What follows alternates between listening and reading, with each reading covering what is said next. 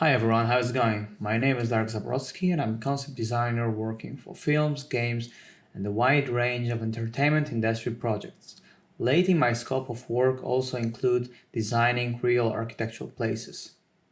I've been working in this field professionally for almost a decade, collaborating with studios like Fox, Disney, Netflix, Blur, EA, Sony, contributing to many well-known franchises from those companies like Love, Death and Robots, Maze Runner, Call of Duty Modern Warfare, Destiny 2, Death Stranding, Assassin's Creed, and many more. Alright guys, in this video I would like to cover and start a new chapter. It's like a mini trilogy on advanced concept art techniques, and the part 1 will feature reusing existing assets. What you see right now is one of my concepts for a mouse guard movie. Unfortunately, the movie that got scrapped, that got cancelled. But since I work on many movies, I wanted to really reflect my work on this one particularly, because I believe this was one of the most elaborate, most comprehensive production pipelines that I was actually involved in. And we entered the production building all the props, all the assets based on like 2D drawings, 2D paintings. Basically, concept art was taken actually from 2D to 3D using plenty of very important assets, very important techniques. And I would like to get you a little bit more familiar with the approach of having advanced tools like that for concept designer, and how it really helps you during the production, during the creative process. So I'm gonna use specifically two of the main sources. The first one that I really like, that I'm a big fan of, is basically Megascans. It's made by Quixel. They recently joined the forces for Unreal Engine users. I would really like to try it out, but for now I would like to focus on where we are at. So we are heading over to using Octane for this specific approach. And as you see, there is a big library of things. Basically, you can find anything and everything you really need to while building a new world, new location. So you can basically take bits of like a rocks, bits of like branches, even the tiniest little details like grass structures, leaves and everything, and then collect them together. So this way, I think is one of the most important thing when you actually have gathered the assets. Of course, they are pricey. You have to make sure that composing them together takes a bit of time, but I think it's one of the best way to achieve new locations, new designs very efficiently. So I will be focused on that, since I have been building the library of Megascans for quite a while.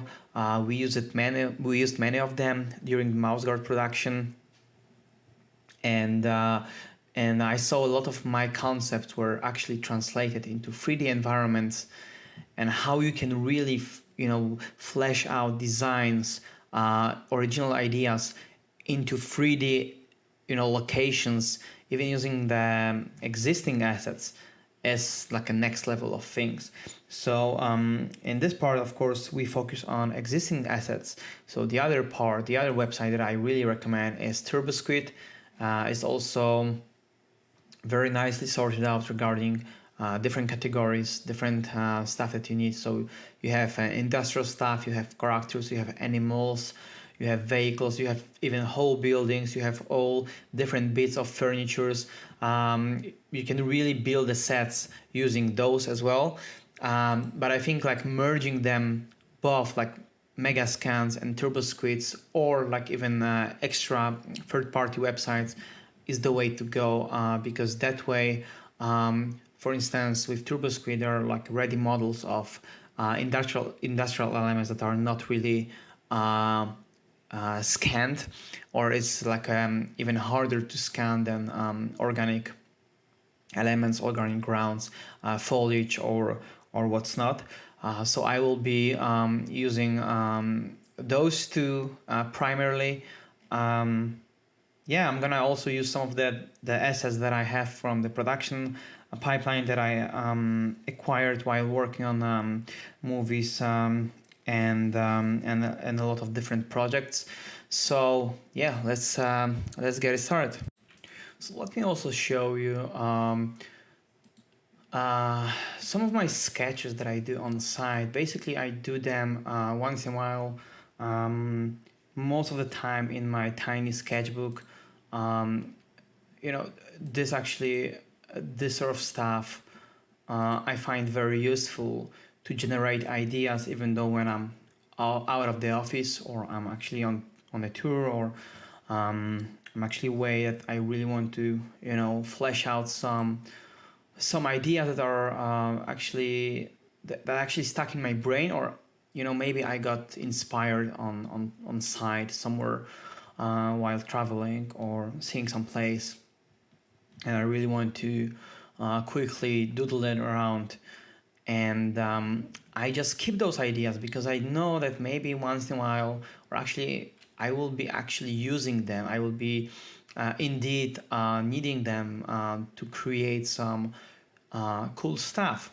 So having the possibility to look back in one of those sketches, or maybe mixing them together and you know, combining them into one like mood board, I can, you know, maybe get inspired, for instance, by this one, and sort of like build my assets library, right? So heading back over to Megascans, we have everything sorted out, you know, in terms of categories. It's really nicely divided. It's really broke down basically to the pieces, to the elements that we actually use on you know, in our production pipelines, or something that's really the most useful. You see that plenty of stuff is being added regularly.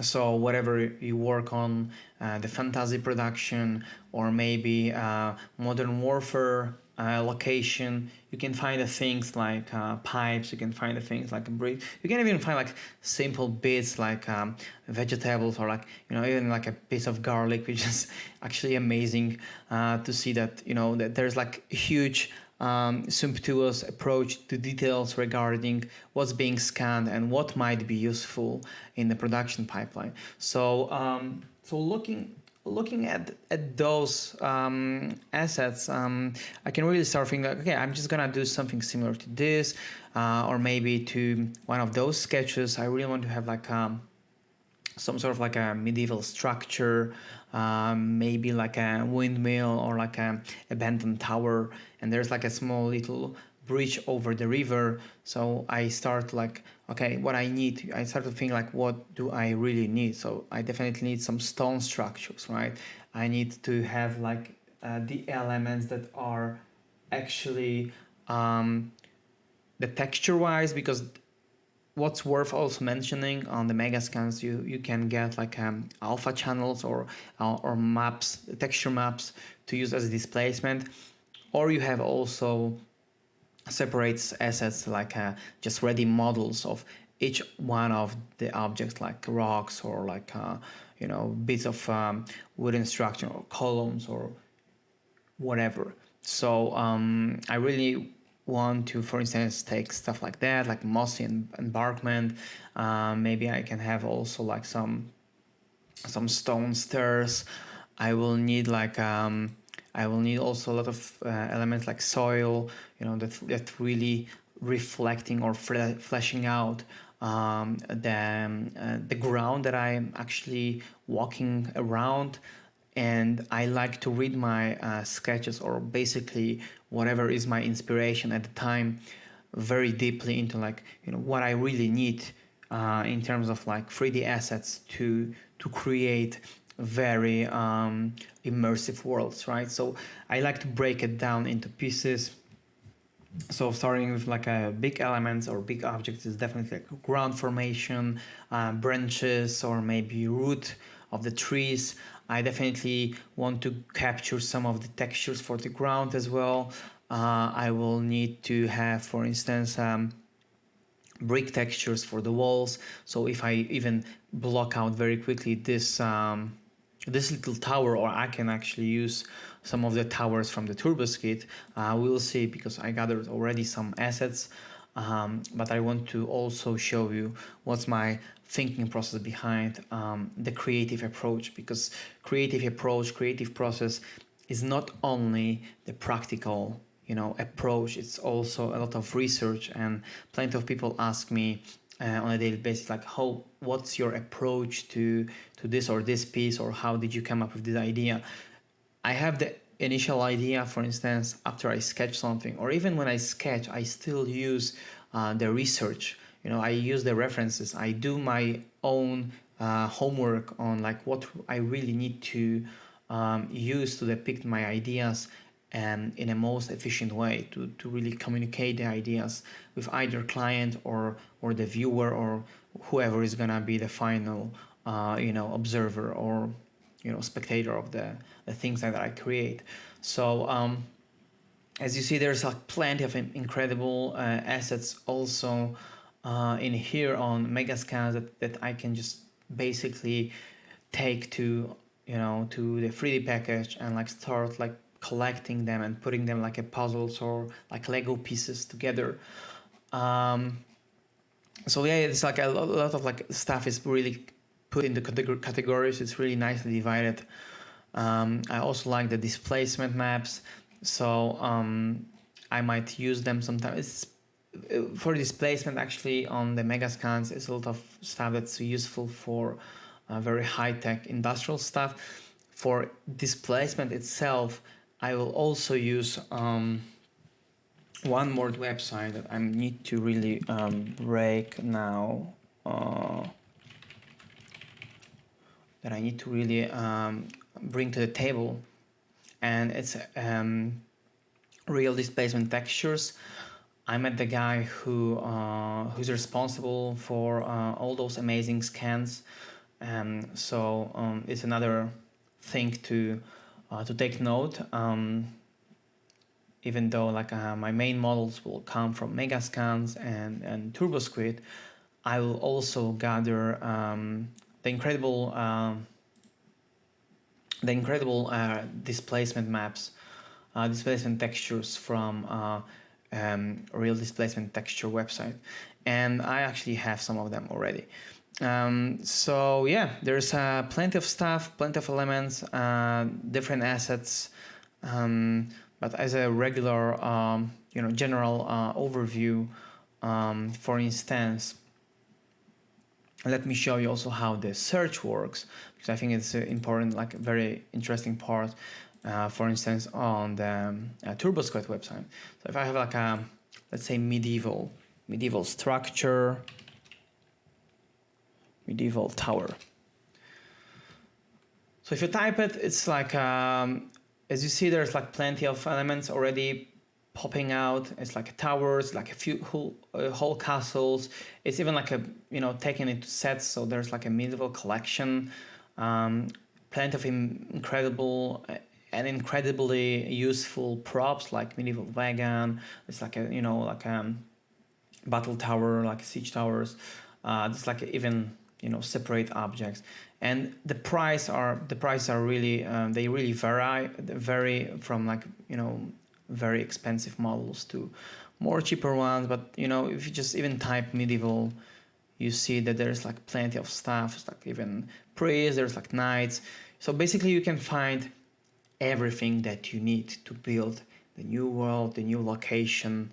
And even when you have your original idea, original concept, you can really collect them together and basically play around. I call it like playing around with the assets, with the kit bash elements, in a similar way as we played or used to play around with the Lego pieces when we were building our own spaceships or like castles from many pieces. So it will be exact this approach. And finally the website got a little bit slow, so I can show you also the real displacement texture.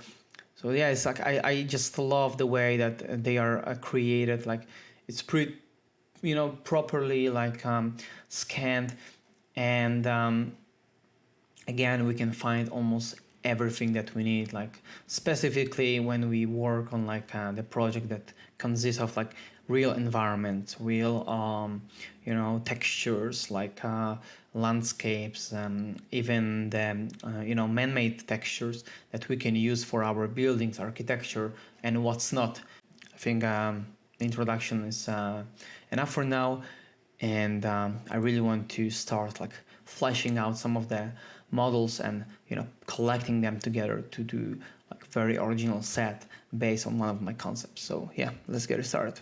All right, so let me let me show you what I got here. You can see that all my 3D resources are put into like very general categories. So we have abstract shapes, animals, buildings, industrial, kit bash, people, HDR maps, of course Megascans, and RD textures. So if I have to like break it down, like I'm gonna use of course mostly Megascans and real displacement textures plus TurboSquid, but all the stuff like animals, buildings, most of my kit bash elements, it all comes from TurboSquid. So yeah, it's like I always do my best to keep it like as clear as I can. The same thing with my 2D references, because thanks to that I can always heavily rely on that, and I don't really need to waste a lot of time like searching for a specific asset or specific object that I will be using. So yeah, let's have a look into like, for instance, Megascans. And if I get there, you can see that I have two different folders, Megascans and Megascans 8K. In Megascans, I have a big library of things that we used for mouse guard, and basically this is the package that we used to create most of the locations. It's like not natural elements, it's a foliage here, there are some rocks, there are some grounds, some textures, some really interesting shape formations, some trees. So pretty much most of the stuff that you need to create block-ups of the worlds, very organic world. But there is also a folder Megascans 8K, and this is basically my recent library that I'm still building up. And if you go to Quixel Megascans website, all the stuff that I used for Megascan was actually 2K or up to 2K, because it's pretty much older Megascan sets. But I believe all of them, plus of course all the new ones, are kept in 8K resolution, which is incredible progression regarding if you compare 2K versus 8K. So I got also like the stuff that I feel like it's going to be very beneficial for this project if I want to take one of my medieval sceneries sketches and build them in 3D. So I have of course some ground formations, I have some foliage, I have some rock structures, so we can see, for instance, those ones. I have already previous files, so I can get a sense of like what I will like, what I will be using, what I will need. It's pretty much cool stuff. I can always like look up my Quixel account. I'm not signed in right now, but if I sign in, I can see what I already got or what I already download. If I for instance lose the file, I can re-download it again. Of course, I don't need to buy it one more time. It's already sort of like kept in my account history. It's the same thing with real displacement textures. I have account here as well, and of course with TurboSquid that I took, for instance, some building bits that I will be using for creating this sort of like a medieval town, medieval sort of like a, you know, little village part. And if I get to my resources, I have some of like a TurboSquid stuff. So for instance,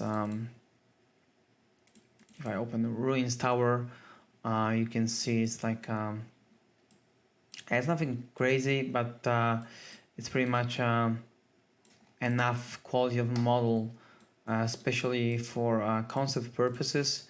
I have also some of I believe I have also some of like more detailed scanned actually environments that I also bought through TurboSquid. So yeah, they're already textured as well. Pretty cool, nothing crazy, but yeah, the quality of the model is definitely enough. It's something that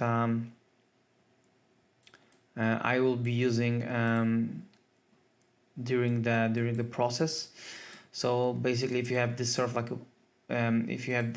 like asset, you can already like, you know, play around with that in Octane, maybe change some scale, some dimensions to really give it like a new uniqueness.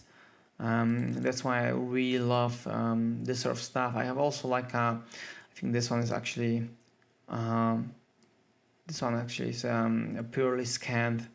It might just take a while because it's also fully textured. So this model is pretty cool.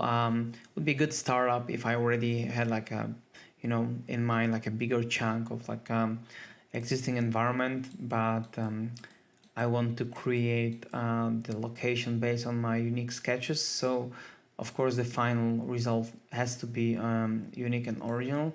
Even though I think, yeah, we could use this one as well. You know, it's pretty cool. It's already nicely textured. So yeah, it's not bad. It could be definitely used in the production of the, like, you know, doing concepts or whatever. So yeah, I'm gonna take those sketches that I showed you, put them on like as my mood board, and start like putting basically pieces together in order to create the new location. So yeah, let's start it up. Right. So when I have my references gathered, I can start collecting all the assets and basically combining them together and start working on the location already inside of Octane. Sometimes, of course, it will happen that I will I will have to grab some new models, maybe some new assets to really meet my criteria of like, you know, what really I would like to show. Of course, some of the stuff on the sketches might be kind of unclear, so I need to take into consideration that while building the location, it always brings there are always some new ideas that come into mind, and you might change or tweak some, you know, bits of environment to make it look even better. So yeah, let's move on. All right, this is a time where I can start putting off all my assets and placing them into Octane node editor. So I usually have like at least like just a plane or box to start with as my guidance for the scale. And of course I always need some plane to really, you know, sit down my elements on sort of like ground.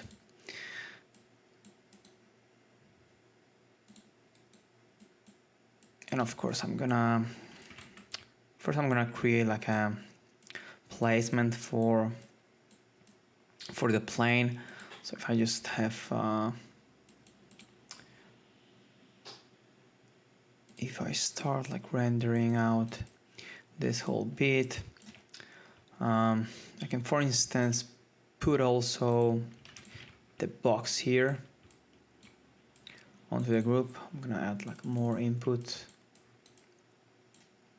and give it like a very basic lighting information. If you can of course play around with the option already, but it's not that much important for now, so I can just move the sound a little bit more, maybe change the saturation, actually add a little bit more turbidity of the sky, and change the power, maybe add a little bit later hours, so we really get this sort of like longer shadows. And I can definitely scale up the whole ground, because I will definitely need like a big space, especially if I want to achieve something like, this sort of like, little environment. And it has to have like the feeling of, the sense of depth and the sense of like a lot of stuff going on. So yeah, for the box I can just add like base color just to have a some value information. But I can start like, I really want to start like importing my prepared assets, so maybe I can start with like Ruins Tower, this one actually.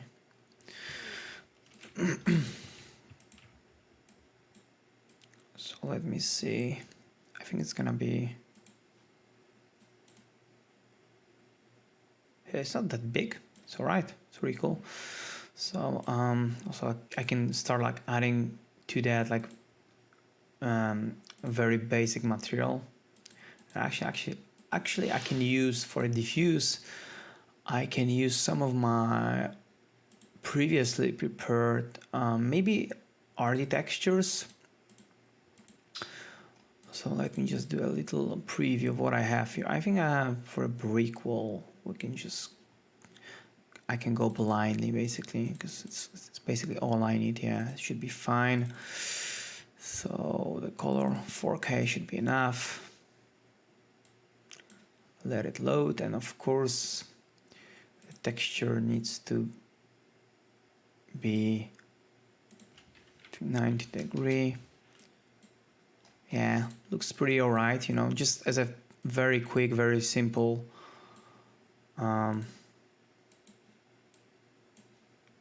nope, a very simple information for texture. This actually, yeah, wait, it's actually not that good on this angle. Yeah, it depends on like where I really placing down. It's not bad, it's just not focus on that much. I know it's like the bricks are actually vertically positioned here, so maybe I can change it slightly here. This is kind of mashed up on the other part. Yeah, just don't get too crazy about that right now, because definitely we'll have some space to kind of fix that. Of course, I need to also turn off the aperture, so I don't really get this sort of like focused mode. But yeah, let me quickly do a test of all the Megascans. I think it's the best thing. It's like when you start adding stuff from Megascans, I always just test them out before, so I can just compile them, like import them into Octane and check them on the go all the time.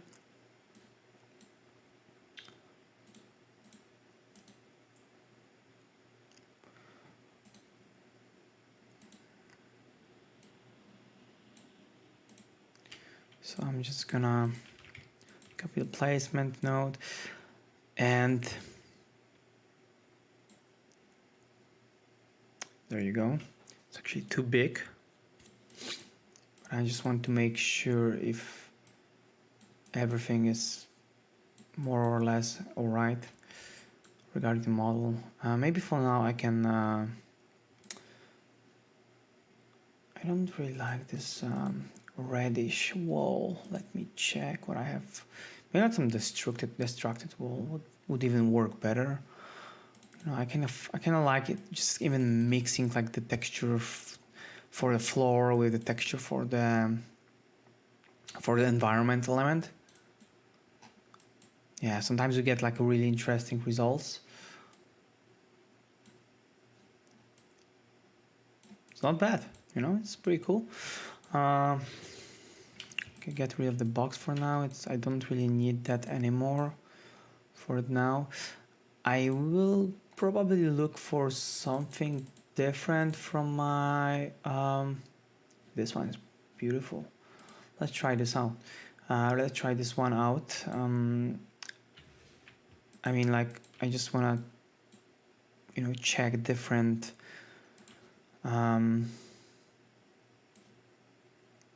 different assets. So as you can see, I'm, you know, always testing things on the go. I prepared some assets, but since I have like a sort of like idea of like what I want to head for, I'm just leaving a lot of stuff to interpretation and see how it actually goes, right? So this is the beauty of designing, whether it's like 2D or 3D. It's basically you can work on like multiple levels that don't really need to have like any sort of like restrictions.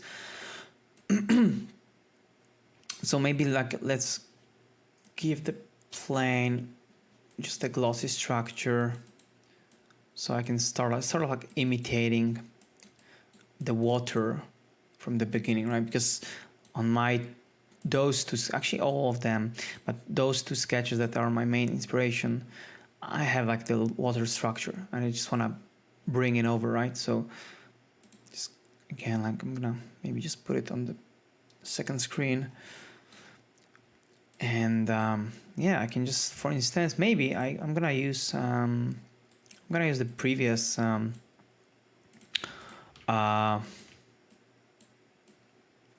Megascan model, and maybe I can just move it around, you know, so it's kind of sort of creating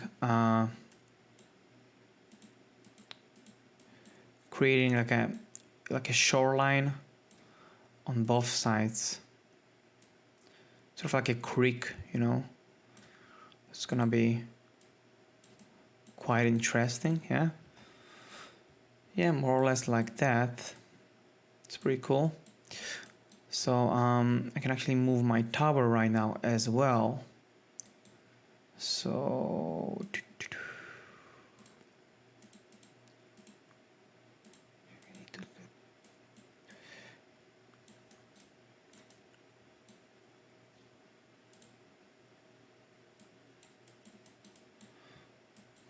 I kind of want to like build a, you know, the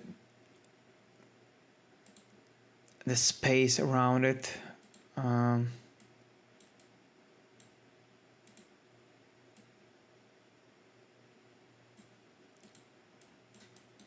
It's kind of getting there, you know. Very quickly you can block out things, but I want also, like, you know, just change the dimension of the tower a little bit. I know it's gonna maybe get a little bit more stretched look, but it doesn't really bother me that much, you know. And I want to also get like some more ground for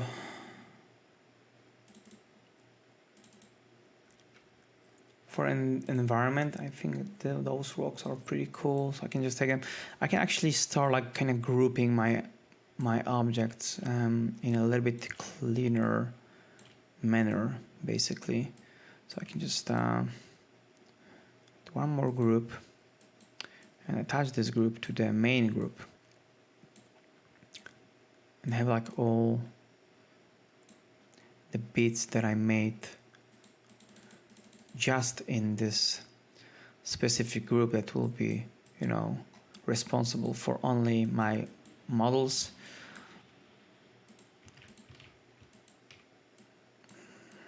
So it's like, you know, if you just want to get like copy or like, you know, I'm just using the placement just to, you know, control the scale of my elements, to, you know, move them around.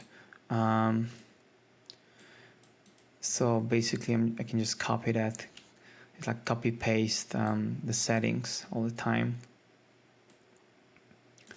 Of course it might not work for all of them, but yeah, let's see. So I'm just gonna do this.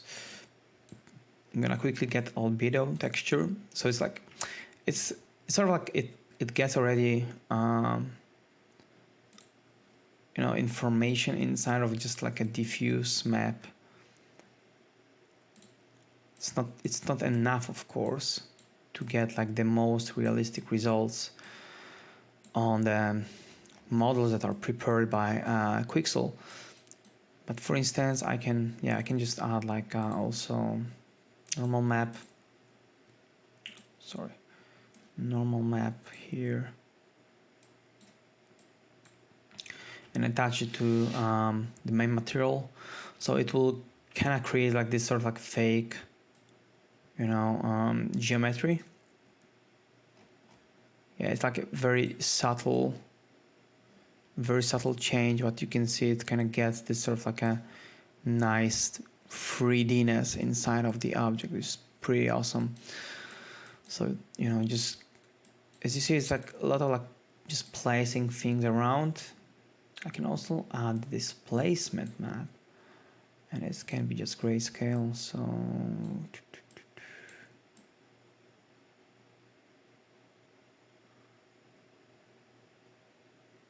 can use it for BAMP.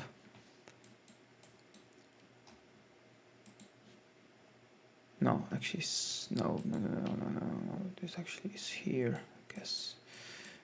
The displacement is gonna be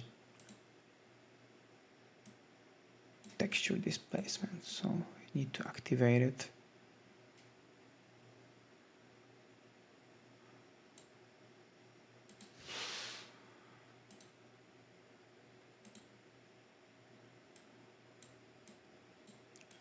There you go.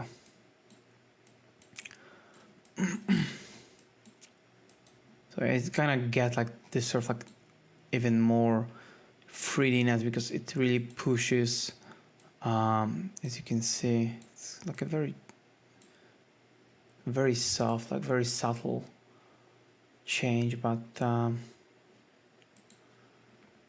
we can actually increase the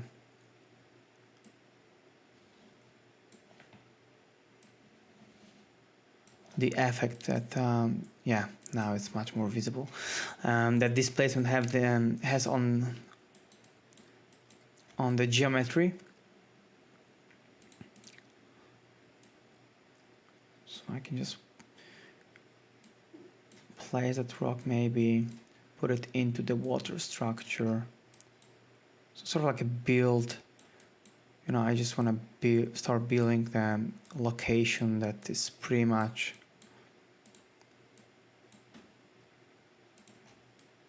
looks like it's very interactive, very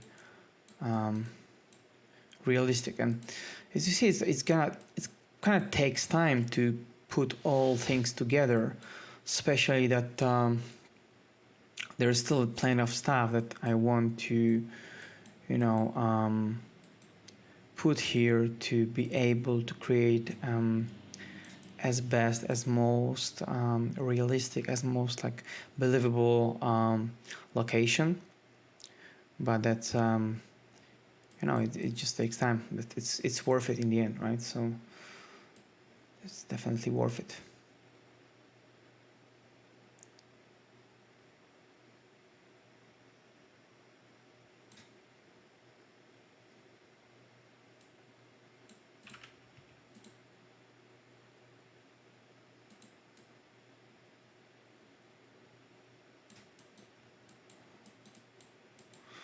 Yeah, starts to look cool.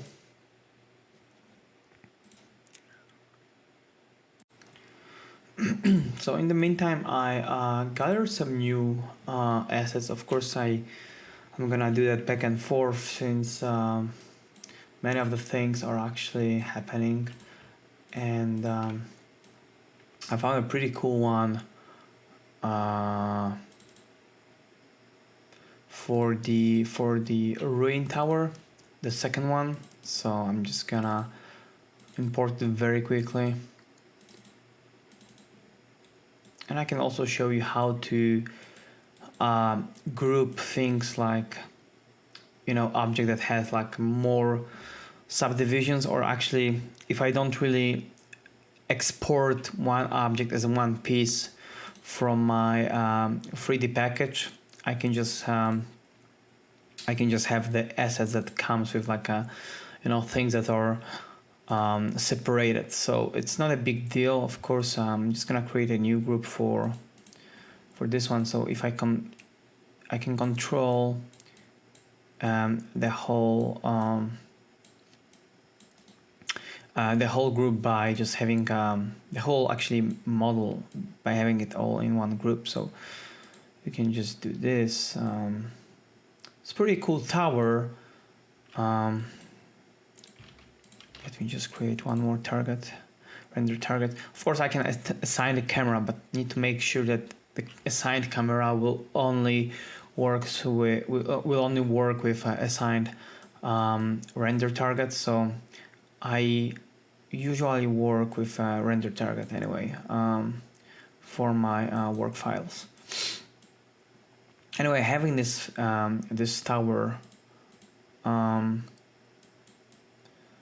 can basically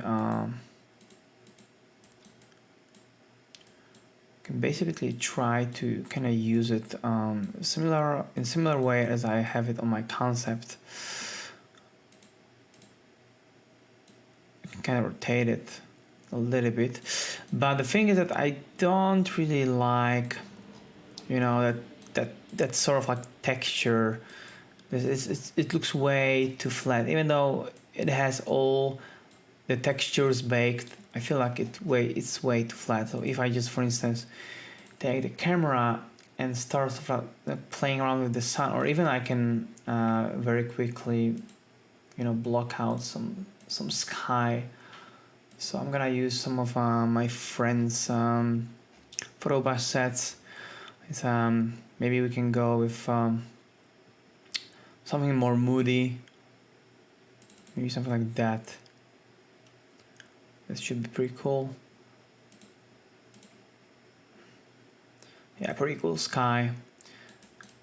Already, like, you know, I get this sort of like nice ambient from the sky. So if I play around with the lighting on the scene, I can get like pretty, you know, inviting a lighting scenario on my scene. It's pretty cool. I definitely like it, and it really nicely showcases the form, right? The definition of the model. So I really need to do that one thing that I kind of feel. For example, if I take this main bit, which is actually ruin bit from the group of this tower, I can add like displacement map, because I think like if I add displacement map, I have like a more control over you know, what's going on with like a nice extrusion, nice displays actually on the texture itself. So I can take like one of the real displacement maps, real displacement textures, and use the depth grayscale picture for it. So you can see the difference right now. I'm just gonna turn off. I'm just gonna turn off this diffuse from the original map, and you can just see, you know, if I start like adding some height to my displacement, how it nicely affect the model. I need to make sure that, of course, I also yeah, sort of like the scale issue, right? With those bricks. So I think this one looks much better right now. So if I even like take maybe I can just take like whatever texture, maybe again like destructed wall floor, or maybe actually destruct wall texture, maybe something like that. Yeah, that should be cool. Let's see. It's gonna take a while to load. Yeah, it looks pretty cool.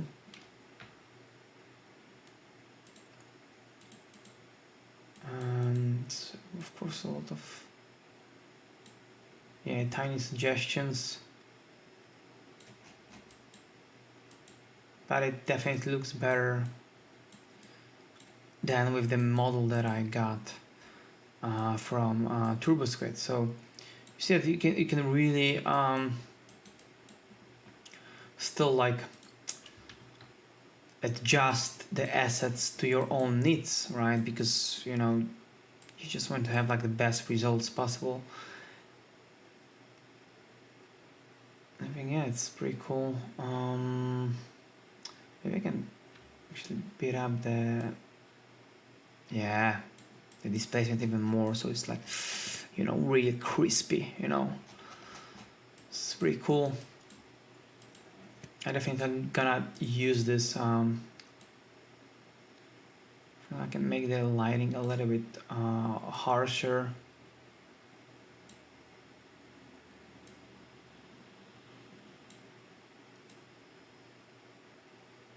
So you can play around with like very precisely with position of the sun, which kind of gives you a very cool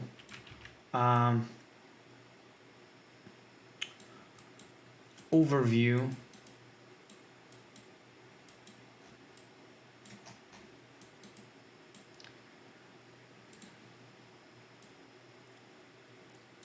I feel like the whole tower should be slightly smaller though. Just a little bit too much. Yeah, let's try to maybe. Actually, I feel like the wall should be brighter, so I'm gonna use one of those that I use also for the main tower. It kind of works better, you know, slightly better. But you know, I'm just treating that for now as a placeholder. Like I don't really feel too attached to it right now because I'm still building the whole sort of like a puzzle, like a, you know, like a base for the whole location. Also maybe can try to dig for a little bit more dramatic sky. That's kind of cool. Yeah, we'll see. You know, I'm just not gonna say like, yeah, this is the final. I'm just gonna use this one. So I can just play around with still the options for the sky.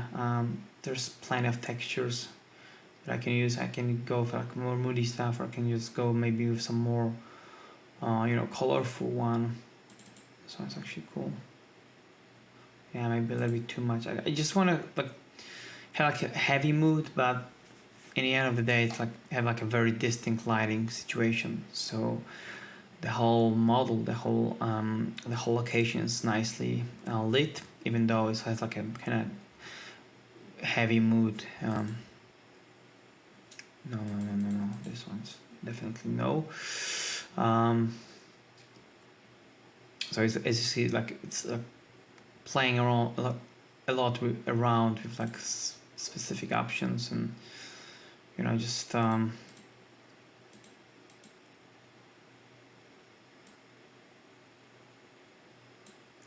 yeah, we just can rotate this one around. It's pretty cool, you know, like this looks really like a proper medieval style. But I also have another asset. It comes with just a simple bridge, because of course I had it on my concept and I really want to bring it back. And since in this video tutorial we are really focusing on using existing assets, I was just searching for this one precisely. Let's see how it really reacts. It's definitely sometimes hard to find something exactly as you have in your concept, but that's the tricky part. At the same time, it's pretty cool because it's just like a lesson of how can you unify or utilize tools to. So for instance, I'm gonna play a lot with like a scaling of the elements that I'm using. You can see like it's a lot about compromises, right? I'm just compromising those things all the time. Yeah, surprisingly, it looks pretty cool. I want to also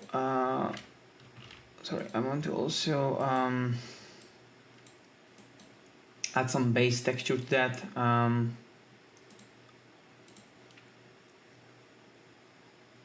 So basically, again, go to like resources, stone bridge, and I can just use this, whatever, like this color for road, because I know that it was kind of broken down into like different pieces, different elements, but you know what, it kind of looks cool. I can always paint it over.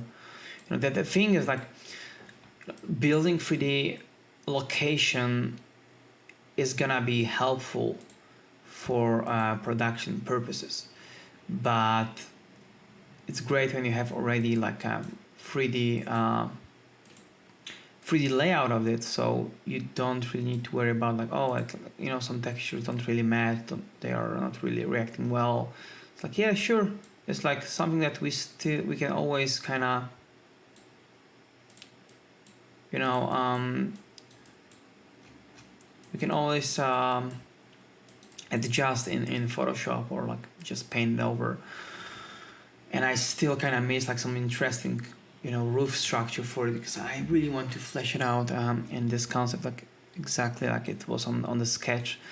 So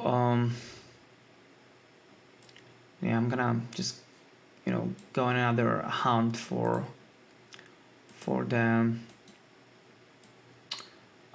the references, but for now I'm just gonna just quickly setting up this part. Maybe open this area a little bit, just slightly more, so I have this one. It's this one. No, it's wait, which one was that? That's yeah, this one. I can just slightly open this space to have some sort of like a nice finesse way of like how the river really goes down there. So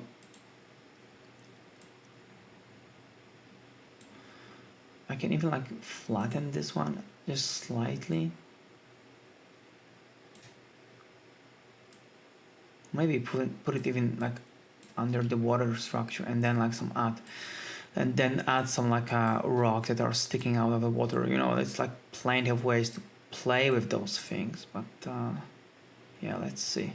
I just love the creative process that you have some sketch, some guideline, but then you can just really adjust things on the go, because this is actually the beautiful part about creating those complex locations in 3D. So okay, we have this one. And yeah, let me just try to grab like some more interesting elements for the tops of the main tower. Time to pull off some more details. So I'm gonna use very interesting tree formation. It kind of resembles the one that I have for my concept, but it's probably not like 100% accurate, but it's all right. It's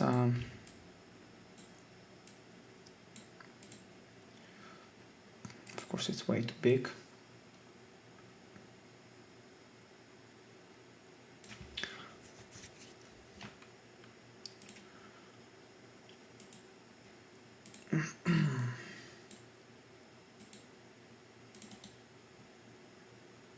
Let me load the texture. And done.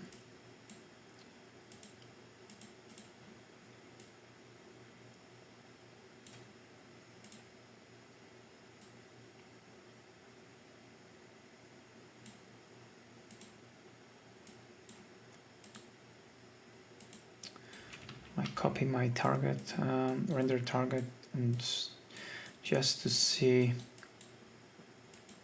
how can I rotate the object that I just imported.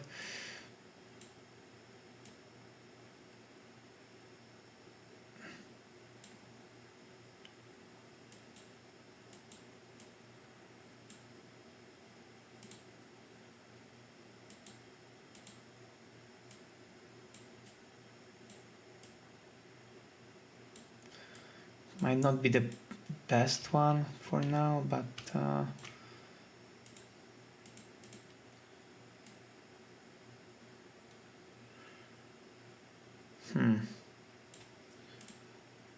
yeah, that's sometimes like when you have to really adjust things because you think they are perfect, but it actually doesn't look that good as I thought.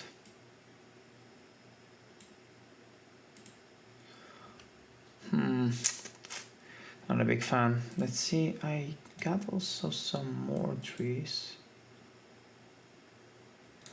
This one. Yeah, maybe this one would be good actually.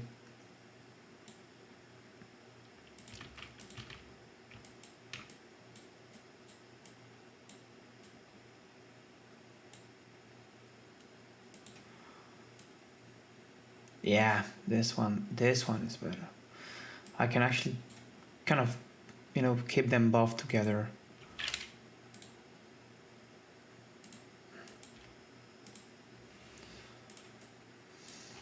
Kind of merged. Yeah,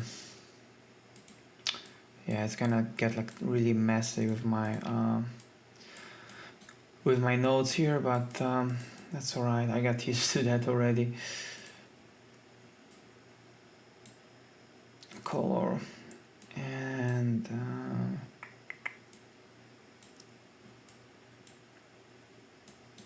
I can definitely make it much darker since the base tree is much darker as well. It's kind of looking better. It's definitely looking better, but I'm not sure about the scale of some part. I really want to have like sort of like a kind of more clunky tree.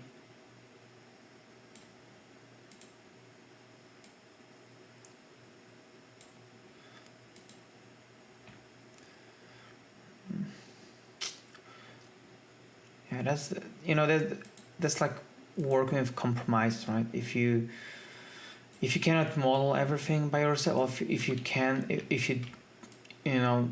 don't actually do that, it's working with assets and adjusting them to really kind of fit your idea is challenge itself, and it's cool, it's we're definitely gonna get there. Just take some time.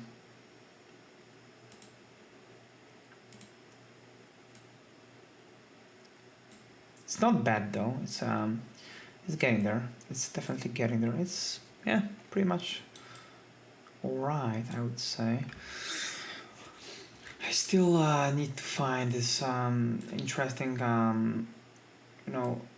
roof formation, so I can really get the essence of my concept regarding the main tower, the main building.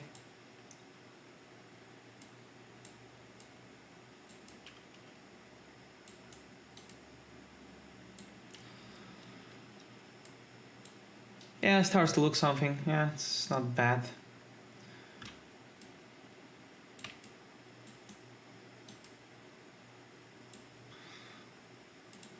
just play around with the sky.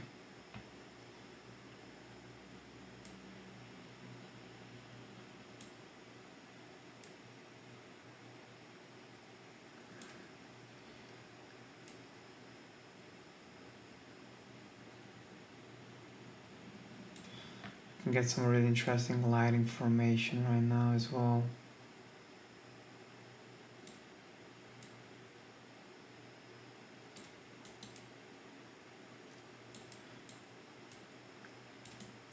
And as you see, like, it's a lot about the staging things, you know, like when you build this location, you can of course like block everything, like, you know, all the map precisely, but since we have already sort of like established look of the location, we can stage it just in specific bits, right? So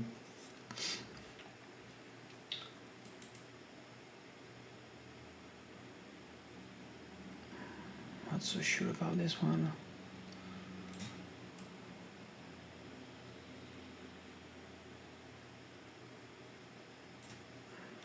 Can make the sun a little bit bigger, so the shadows will actually be, of course, softer. I'm not sure about this actually, tree.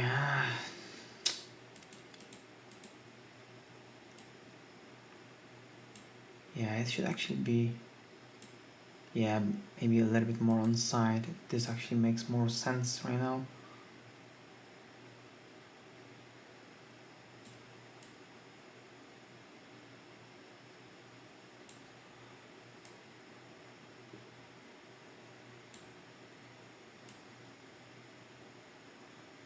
No, I like just using those sliders to play around with the lighting on the go.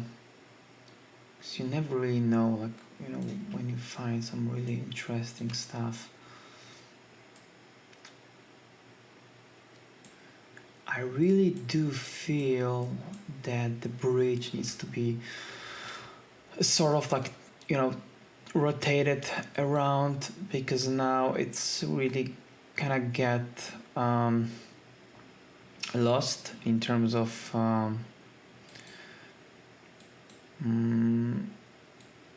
the feel of the place.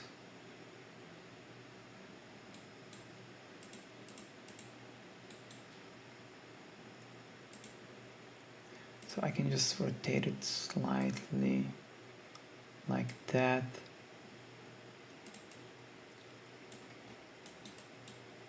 Yeah, it's much more visible right now. Because I was kind of, it was kind of lost when it was like in the same, you know, kind of the silhouette of the bridge was non-existent basically. But I can even go like bolder with that and reposition the tower slightly, so it even reads better, right? So we have this sort of like negative space.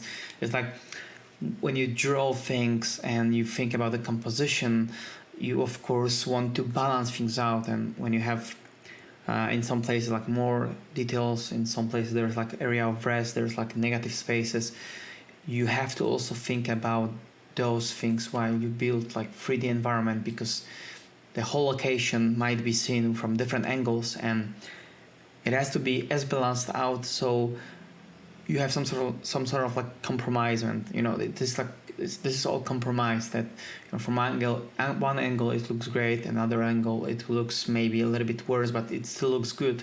It cannot be just one angle that looks good, right? Because you still build like a, you know, interactive location. So it all plays a big role in how do we, you know, perceive the final product, right? The final concept. So it's pretty, pretty crucial, I would say. I'm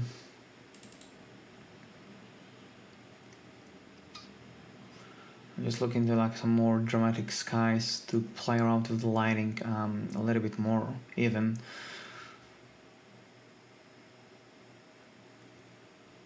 So maybe something, you know, something like that, maybe. This one. Yeah, let's see.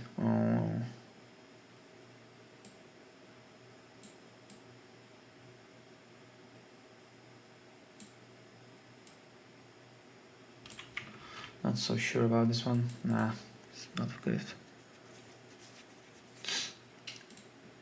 I want to have like a still like very crisp and visible ambient from the, you know, from the sky, from that kind of bluish ambience where it's like, you know, far from the lighting source.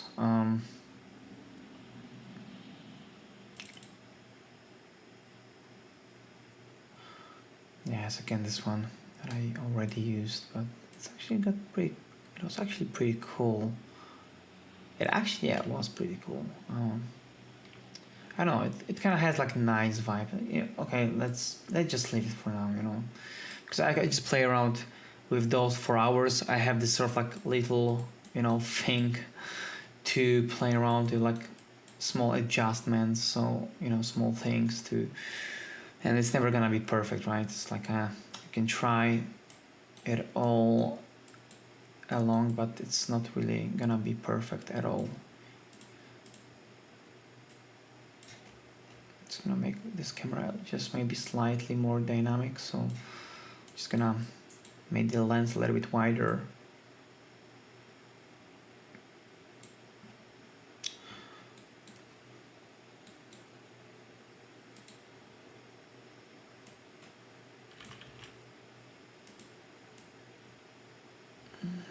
Make this tower a little bit more prominent. I still feel like the lighting could be much more intense, basically. Of course, I need to position it in a different.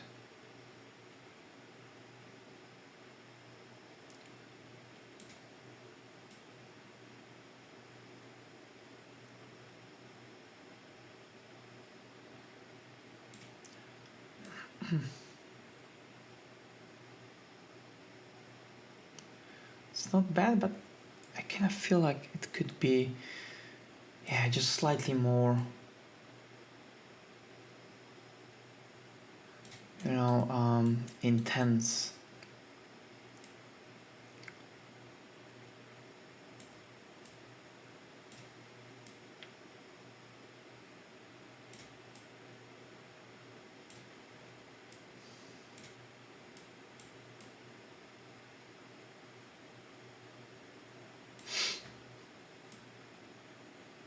So just, yeah, not sure.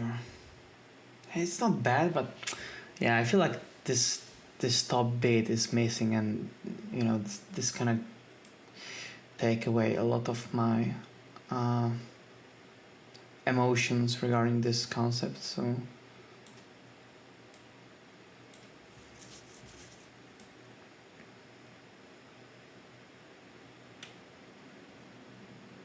because if I want to have like the lighting from this angle, I of course need to change the sky position, but since this one looks pretty okay-ish, I rather don't want to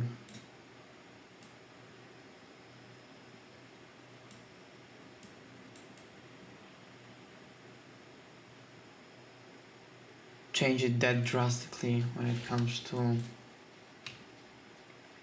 like lighting direction.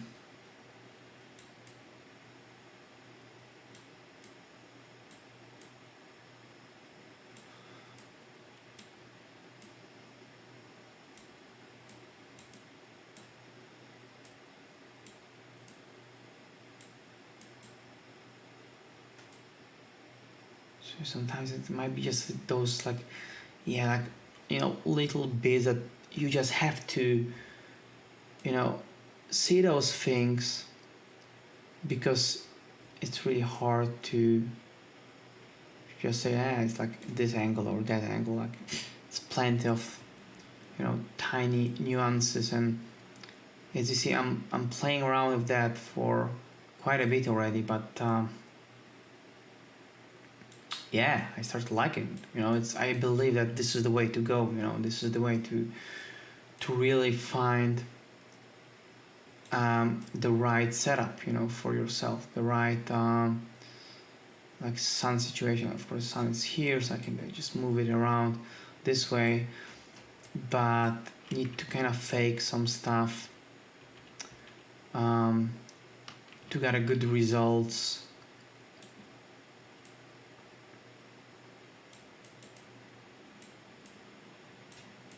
And as I said, like this is like a lot of stuff that you just need to sometimes see, observe to really sort of like find a great, you know, lighting scenario or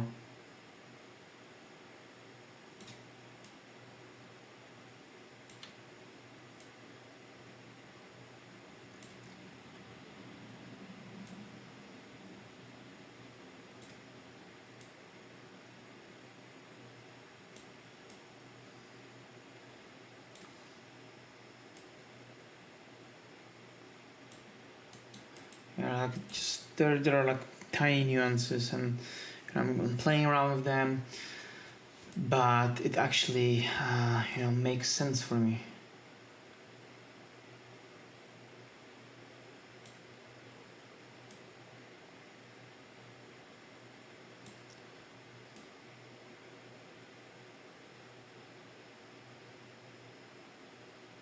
It's actually pretty cool.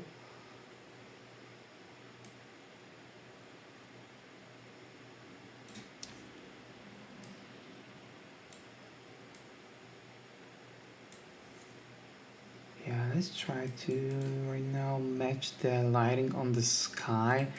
I'm gonna bring back maybe something like, you know, this one.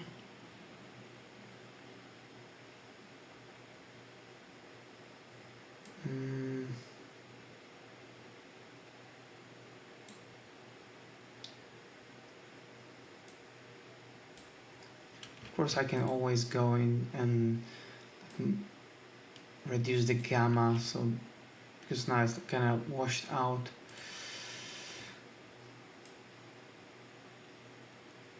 Or actually darken the sky even more. And I'm not sure, I don't like this one.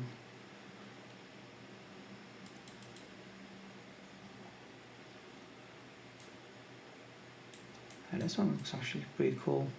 So I have like this sort of nice, you know, charming lighting situation. Yeah, I might even go this direction, even though I initially wanted to have that lighting from this side. I don't know, there's like plenty of ideas how to really, you know, develop that.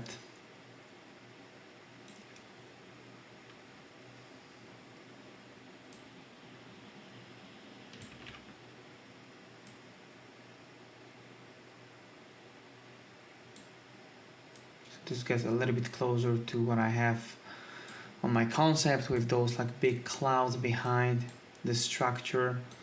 So it's pretty pretty neat, you know, like starts to look good.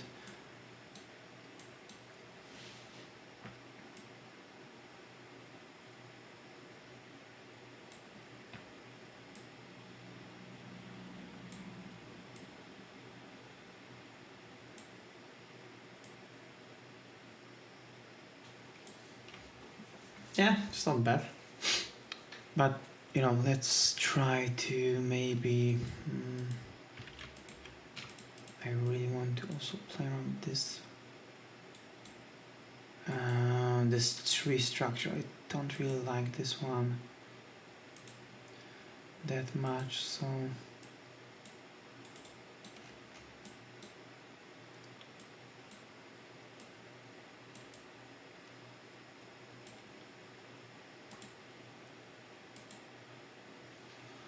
Yeah, it's much better. Yeah, let me just try to do proper hand for more props, and especially for, you know, for this rooftop.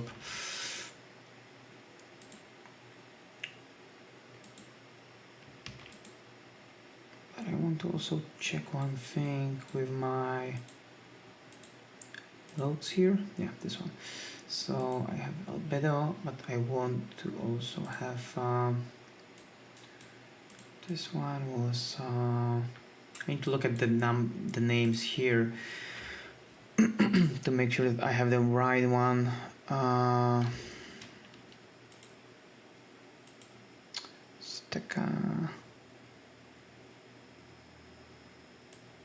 Yeah, this one. So I want to have also the normal, normal one.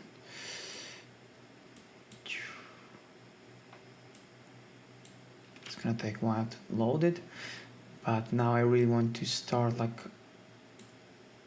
fleshing out those nice details on the ground.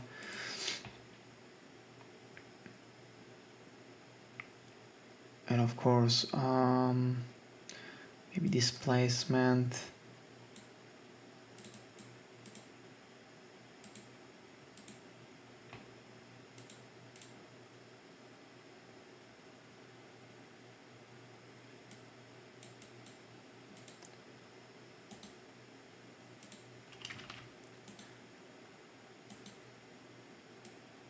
Actually, I can do it this way. So displacement, texture displacement, and attach it to my material. And yeah, now it starts to, now it starts to fleshing those. It starts to fleshing out those details. Of course, the more resolution I get, the more details it will get. So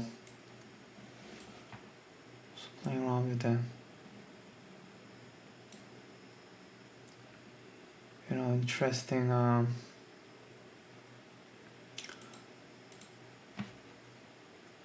range of like details. It starts to really get very crispy. But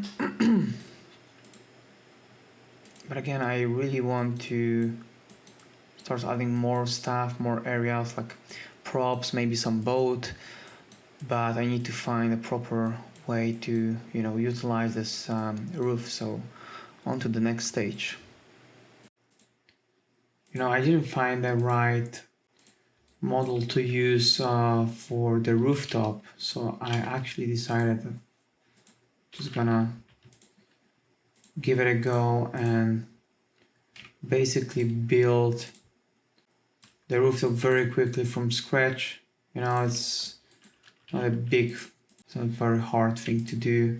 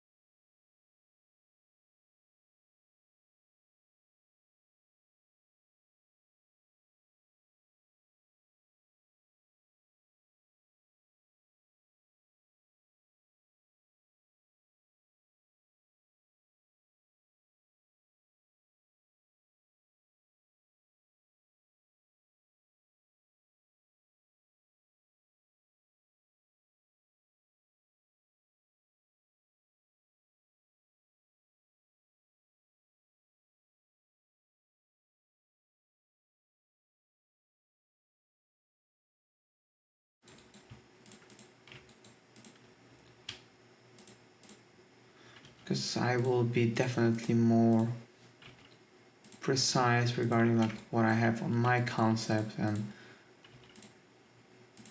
what I'm actually trying to represent on that new idea that I built in 3D. So just getting rid of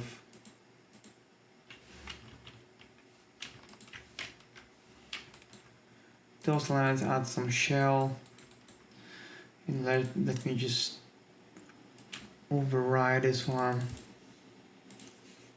and see how it works actually with my model.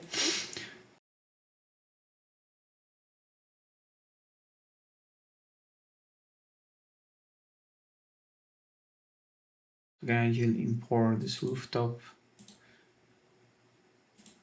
I got placement, of course, node.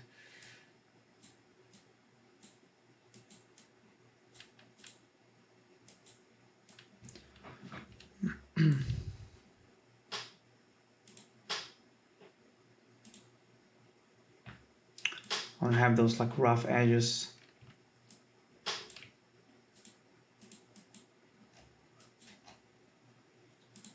So what I can do is actually placing that on top of my tower.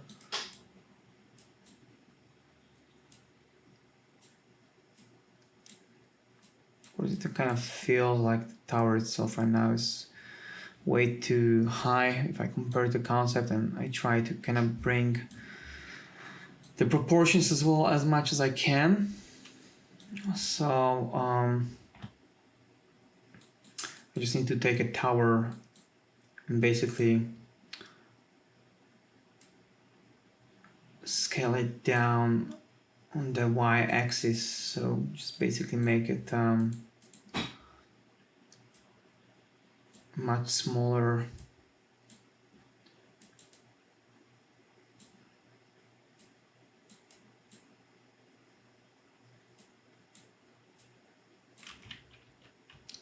I need to use this render. So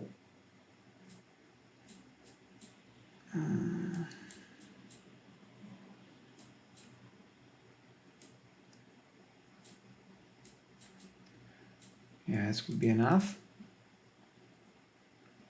Maybe slightly move it a little bit outward, yeah.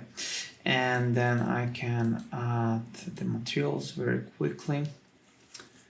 And I also want to add some displacement. So just add like material. I'm gonna make it glossy, so this structure really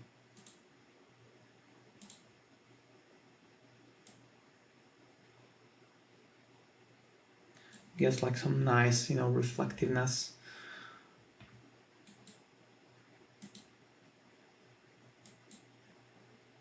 And I can add the displacement map.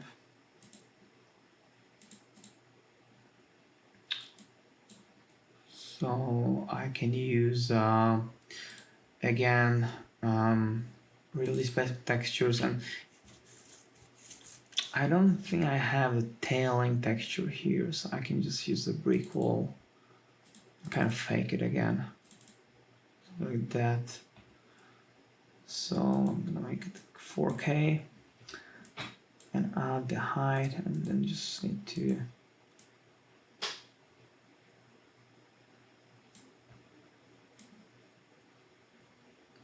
of course way too high right now, but it starts to have like some nice indications, especially on those like holes parts. And it's very it's you see like it's very raw, like very rough model. It's like it's kind of stretched some of the poly, so it doesn't really look that good, but for this purpose is definitely enough. And of course I can rig make more loops, so it kind of looks more connected.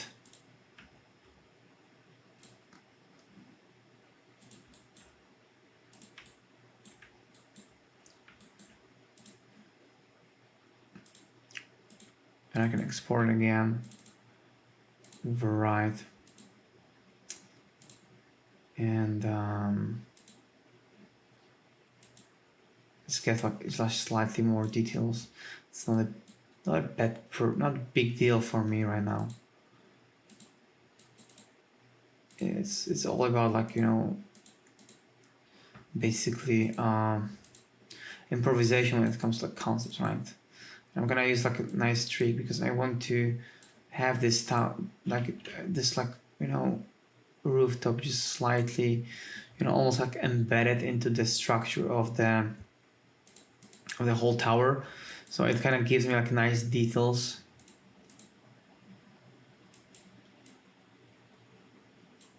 But of course I will also add like chimneys and like build-ups here. But just to have like some nice suggestion right now, that's pretty much enough. But yeah, I feel like the tower right now, the tower could be slightly higher, or I can actually put the camera a little bit higher. Kind of looks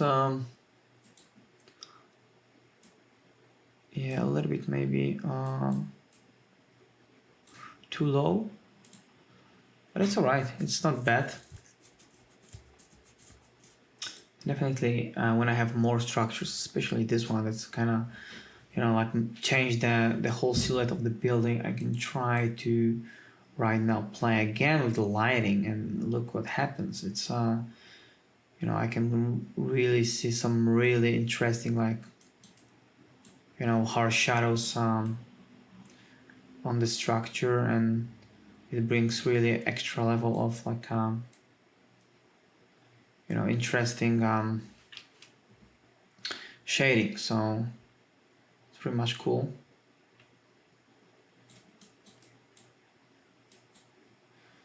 And I think you want to try different also sky for this particular piece. So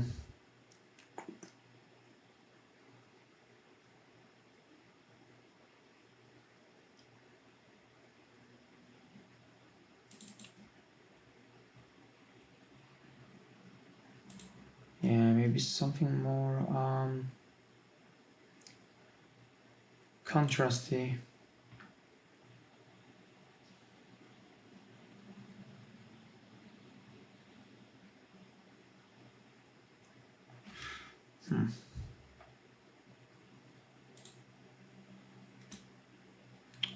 Actually, this one was pretty cool. Yeah, maybe a little bit too much, of course. Drama. I kind of get a nice vibe.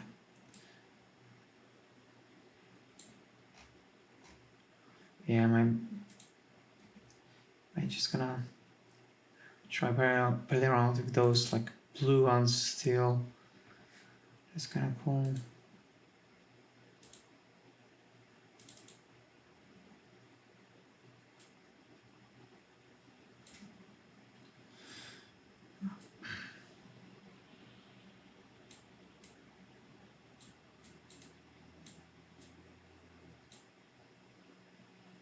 Yeah, like it's I'm definitely not decided yet on. Okay, just there's plenty of things going on, and as you can see, it's like it's constantly changes.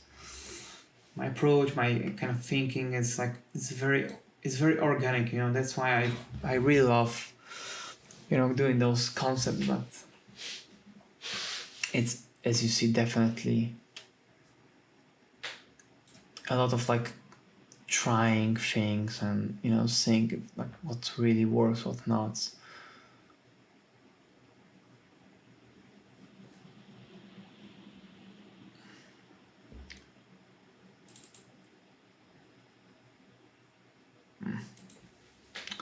Yeah, I just don't want to have like this more sort of milky situation of the lighting, so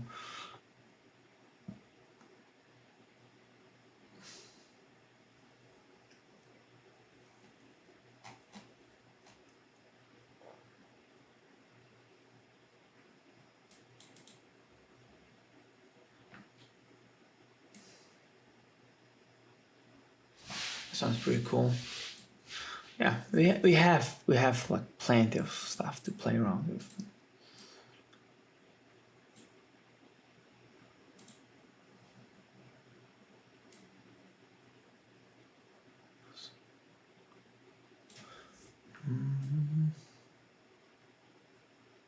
Yeah, it's gonna be interesting. Absolutely.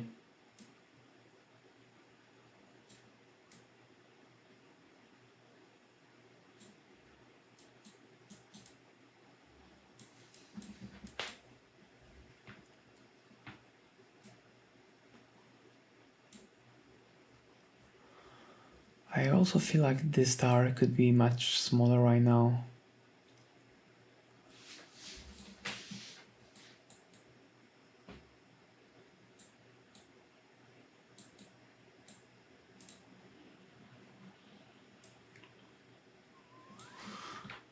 are actually much lower in the ground. Maybe just that smaller as well.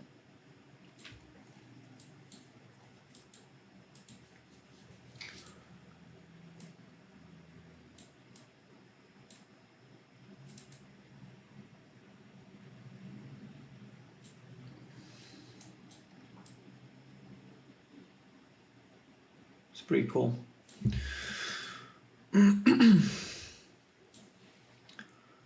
Yeah, but I feel again like this tower could be higher. It's like I'm not very decided yet. As you see, constantly changing things on the go. It might be like may look like kind of boring job. And sometimes it's get like, you know, you have to really just do a lot of back and forth. But in the end of the day, it might be worth it, you know. So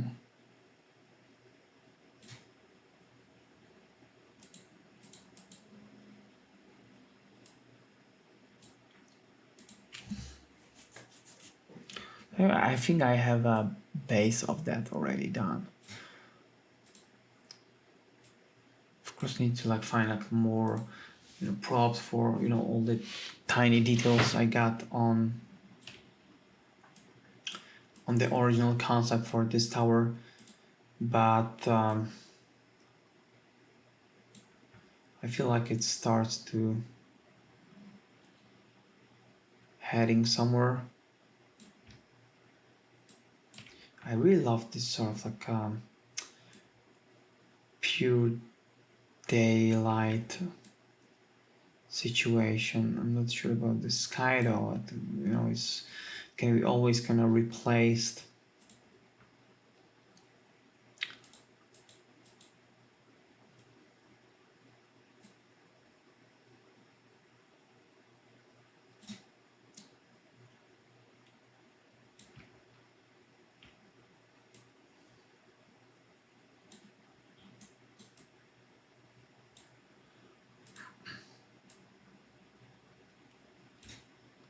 Yeah, it's gonna be somewhere.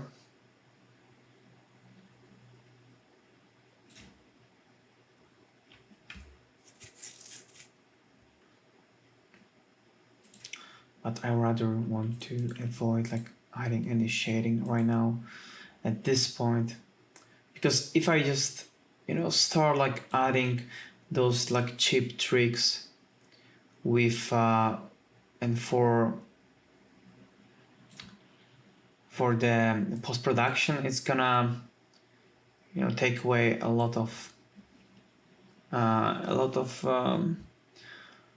you know, realistic look later on, because I just want to have like the as precise work done here at this stage of rendering, so later I can just do that you know, fancy work as the latest result, I would say.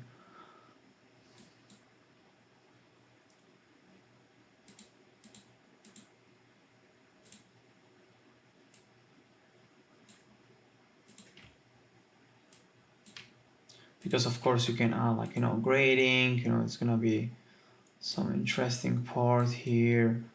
So you can just, for instance, like I like this sort of like movie-like feel. But yeah, I don't really want to have any of those for now. So I have like I have the control over the lighting and everything for as long time, like, you know, as much time as I can during the production, like during the whole process. So the next step will be adding, of course, more props and focusing on like finalizing this bit. Also maybe like adding some interesting details to suggest, for instance, this element. Then of course, like I got, you know, a lot of stuff going on on the foreground, like adding small rocks, more small bits. But yeah, it just needs some more love, you know. Basically, it still needs some more love from my side. So if you want to be as precise, it just has to be considerably the amount of time that you really put the effort, and in the end of the day you will see it's definitely gonna pay off.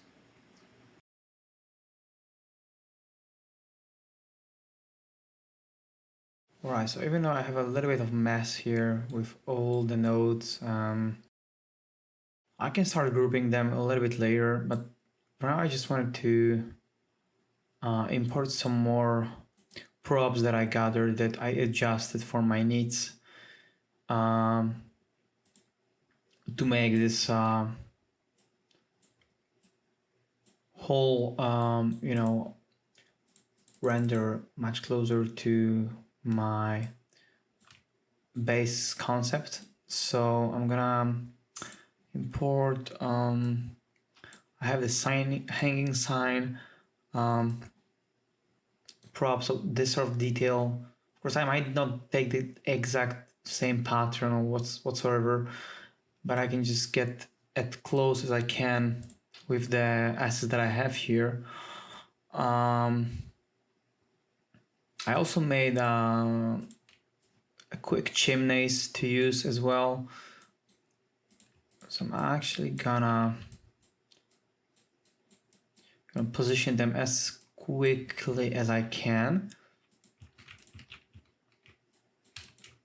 So I'm just gonna assign them all to the new group that I just created.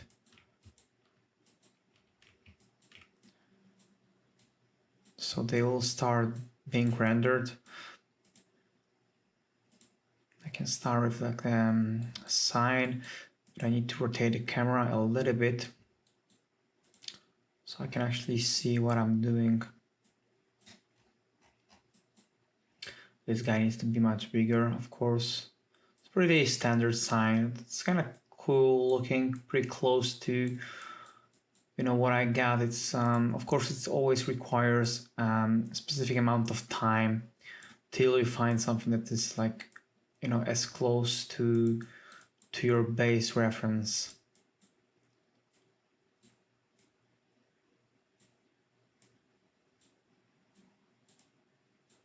Just gonna embed that into the wall facade of this tower. Let's see how it looks. Looks alright, but should be actually higher a little bit. Let me check this catch.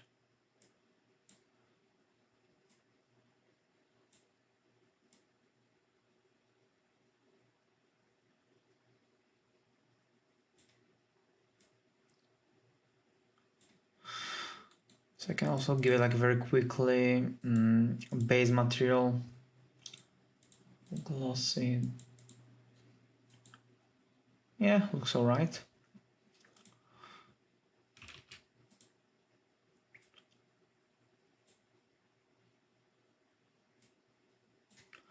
It could be just slightly also rotated still.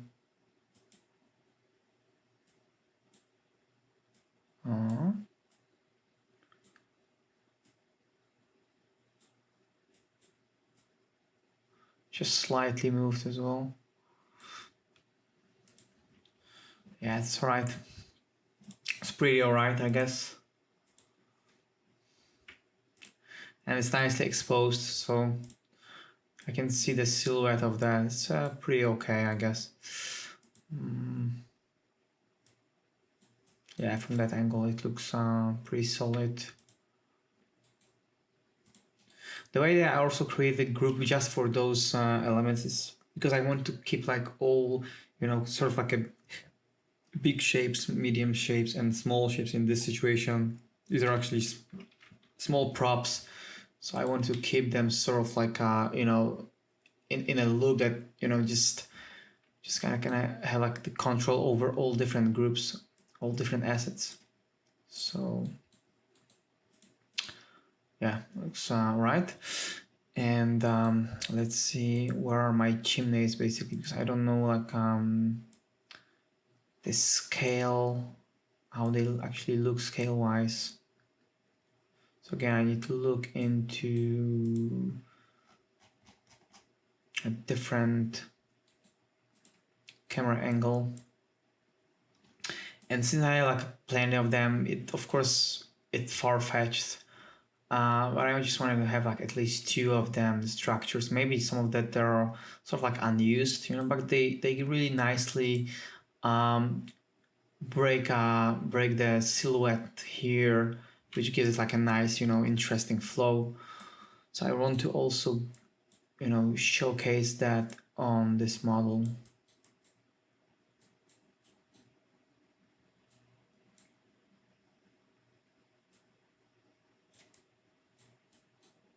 Of course, the prop itself needs to be much bigger. I also want to turn off the smooth, because as you see the shading of the element, it gets like very smooth transitions. It looks great when it comes to like very organic shape, but it's like a hard edge man-made object, so I'm gonna keep it like super low poly.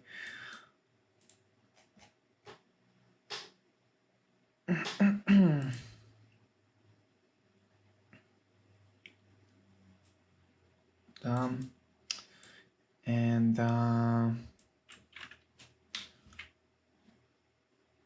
just gonna turn up the music for a bit. Just need to focus right now on this part.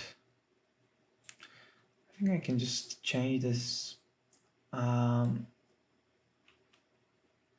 dimensions just slightly.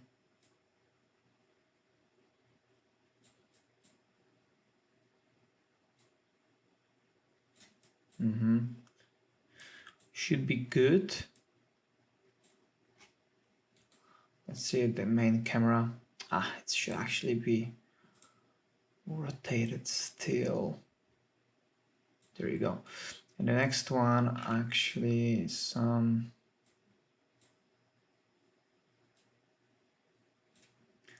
one that's gonna be the biggest one, like very nicely exposed. Like it's very, of course, far-fetched, but that's what I really want to achieve with this guy.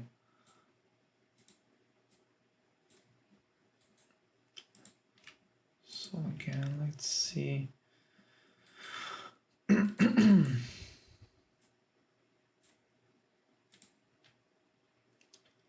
of course, need to rotate it this one as well.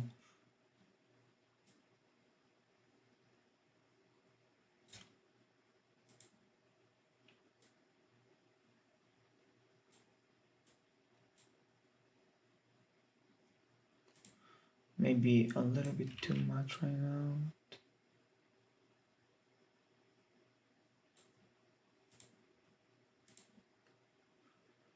This actually should be even smaller. So now it's like kind of too competitive. I just want to find sort of like a balance between those shapes, like how they really interact with each other. You know, this is like this sort of like problem solving when you take the objects into 3D, and you might just cheat those things while working on 2D sketch, but no, it cannot be really, you know, it cannot be really cheaply unanswered or, you know, unsolved when it comes to like 3D, because it will always be visible. So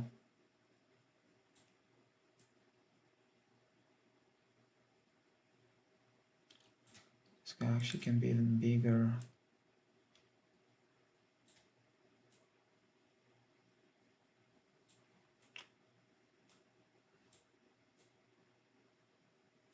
And I really want to also borrow this texture from those towers. So I think they are here.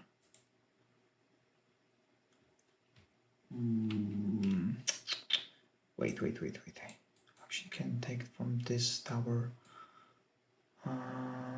Yeah, this is like what happens when you have like sort of like a mess with stuff. But fortunately, my objects are pretty much, you know, named correctly, so I have at least an overview what's where.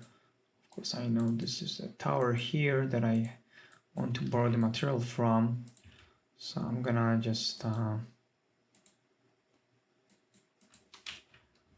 replace this one. Of course, it kind of looks like the material itself right now is like sort of broken.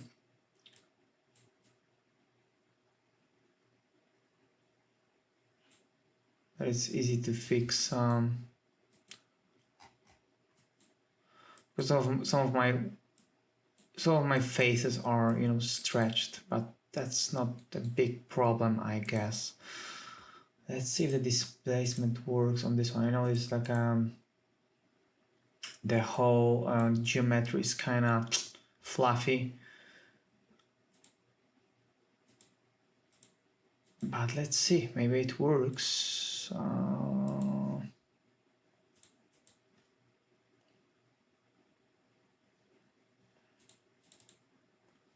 Maybe. Hold on, it should work.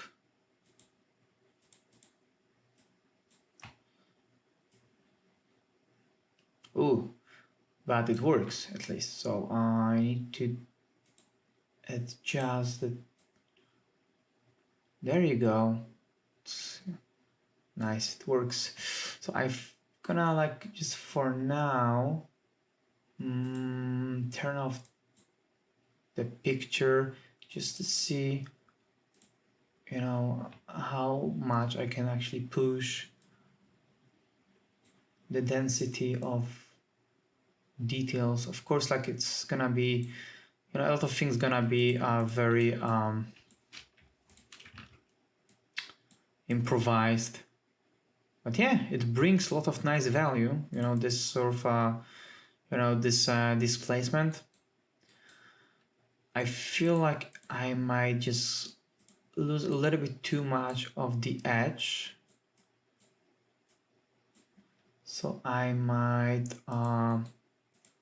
make this displacement either like just change the like mid-level, so it's gonna get a little bit closer to the original edge, because as you see, it gets like super sort of like, you know, like swollen.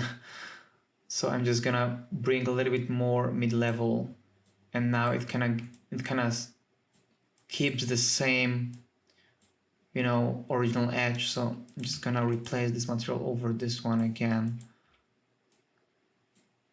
Yeah, looks good.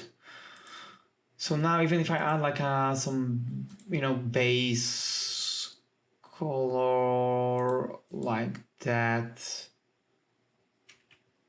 it looks all right. You know, it looks in. Actually, I can just use the same material for both. Yeah, stupid sometimes.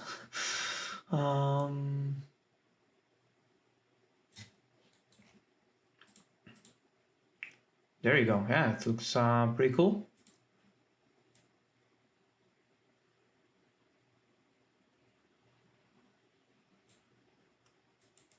Maybe let's try to find like a maybe different. I have like, yeah, it's really hard to judge. I don't see like those miniatures.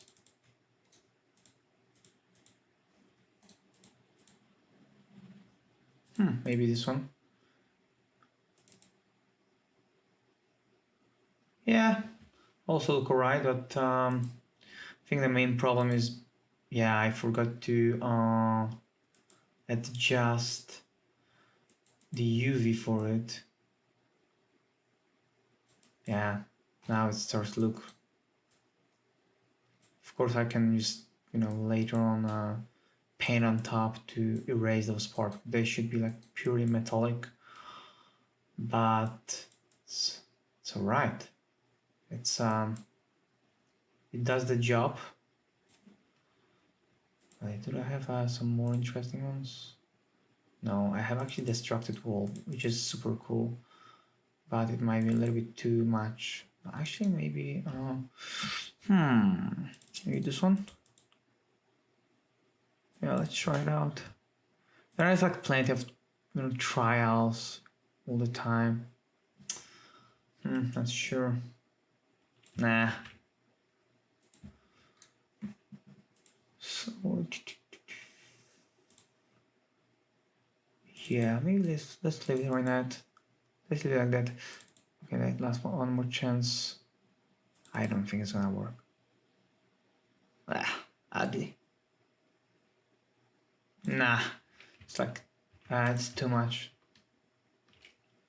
I'm gonna stick to that. I actually reduce the power so it's not as like striking, and just maybe make it slightly darker. Yeah, it gets a lot of light anyway, so even if I actually could do this glossy, so you could get like a little bit more lighting and of course increase the roughness. So it's gonna look okay-ish, so if I add 2 more of those,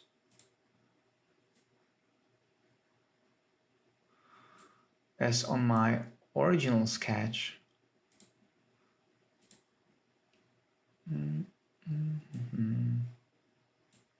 this one actually needs to be much smaller, actually, yeah, shorter. Let's check the second camera.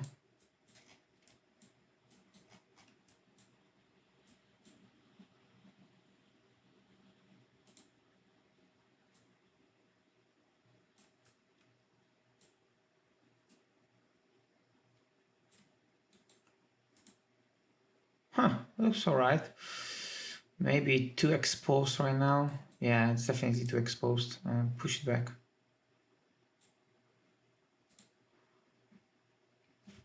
It looks a little bit too much of the same. Need to like sort of figure out like how can I differentiate those.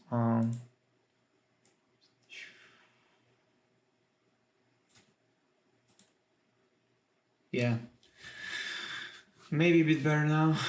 Maybe.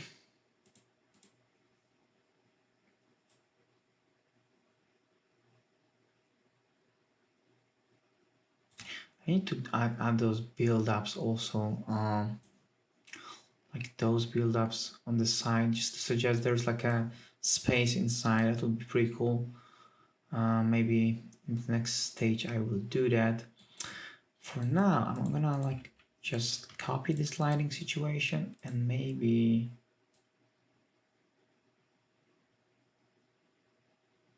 yeah, those shapes starts to look really interesting right now, I guess. Bam, the lighting does the job as well.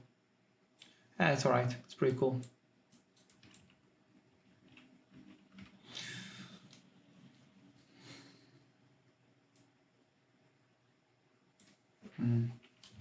Yeah, let's leave for now.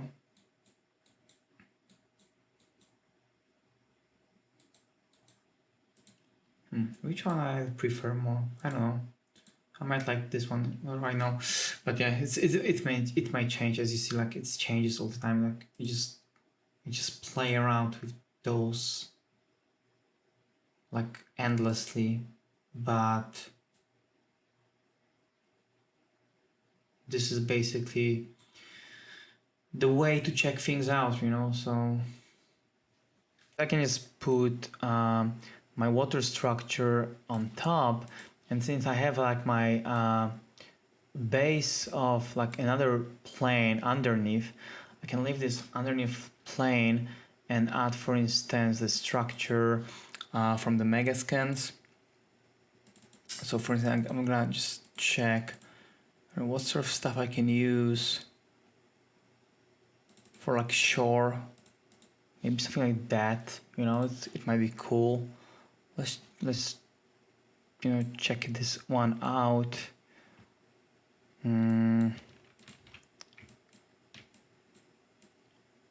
Bam. Of course, it's super huge.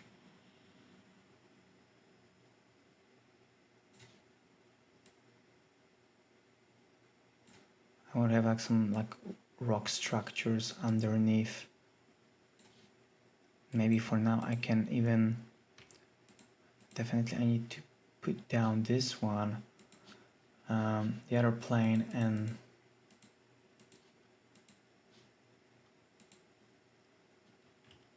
if I turn off this one, I just, you know, this way I can estimate like how deep the ground level will be, or actually how shallow my water will be. So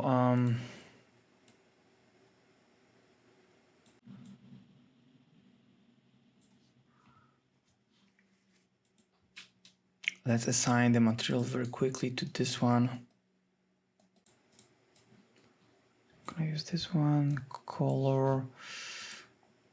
This gets like pretty messy, but just want to quickly check the test on that. All right, and then I need to add like normal mode as well for bump effect.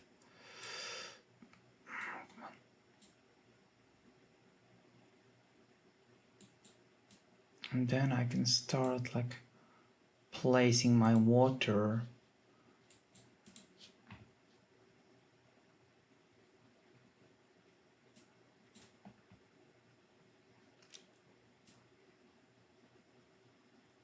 Actually add a little bit of transparency just to suggest that there's like some, you know, something going on underneath.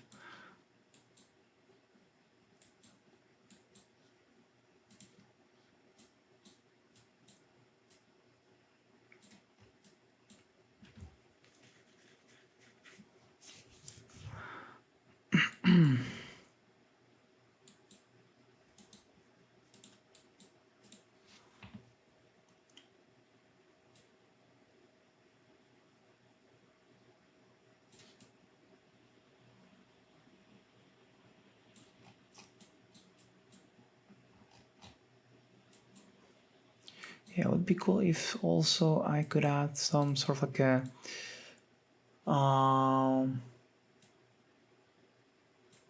some sort of like you know, waves on this place, and I'm afraid it might just crash again. Let's see, because I have already a lot of displacements added. Should be actually all right.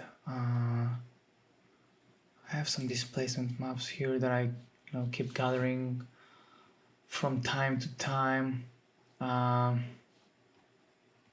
Just gonna like use some random one very quickly, because you can really like suggest like water surface with quite a lot of like different displacement maps. Actually, I have sources, displacement. I have waters. Yeah. All right. That's gonna just make the level of detail a little bit higher, and slightly adjust also the UV. So forget like a main angle.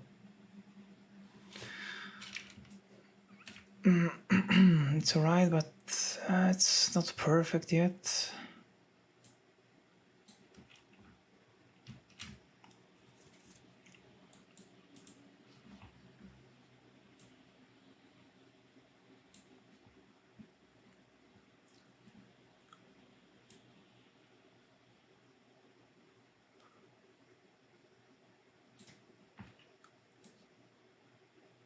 Yeah, it's better now. So it's kind of looks alright. And so maybe the waves are a little bit too big right now. And now I just want to also maybe slightly, you know, put it down just a little bit. I'm not so sure why the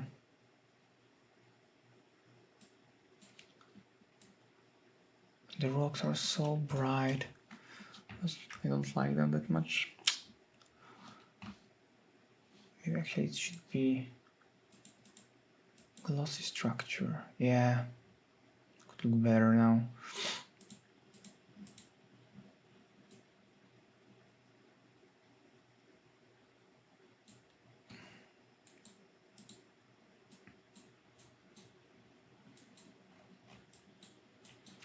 I still need to find a way to really like put like some small rocks underneath. And of course this water is like way too huge right now, okay? But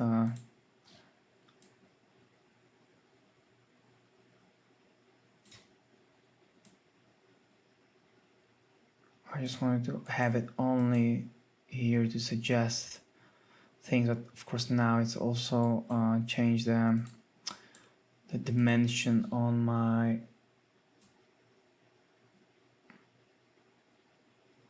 displacement map. So I guess I need to, yeah, and of course like it's gonna just get like, you know, the UV of that, you can see it's like repeating like in type. It's gonna create this sort of like tiling effect, but it's also easy to sort of like cheat on that. Not a big deal right now.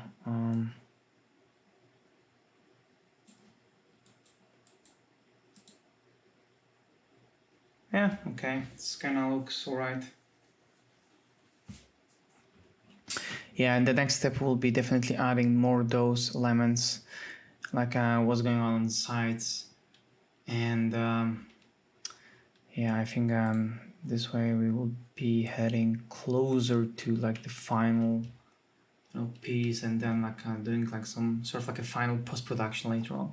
So I made a bit of changes to my main rooftop structure.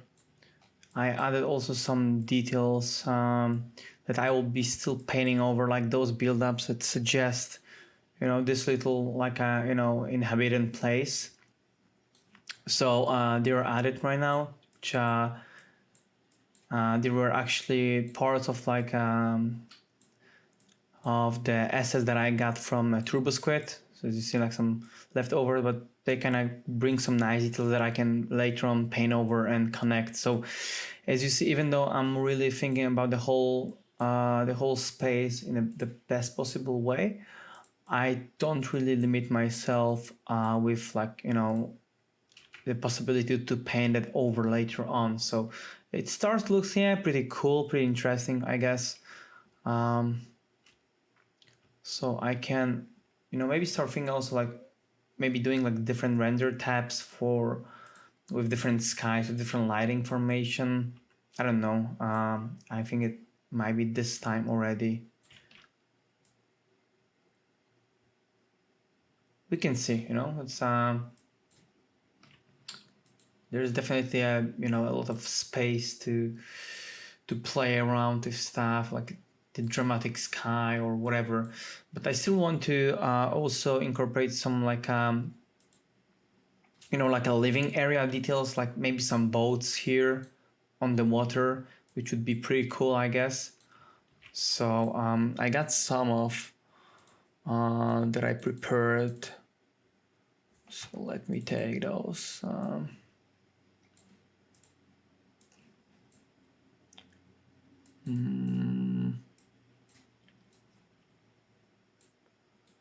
It's actually FBX, but it's fine, definitely. Expand. This should actually diffuse. So I'm gonna create a next group for that, just for tiny, you know, like a living area, you know, props.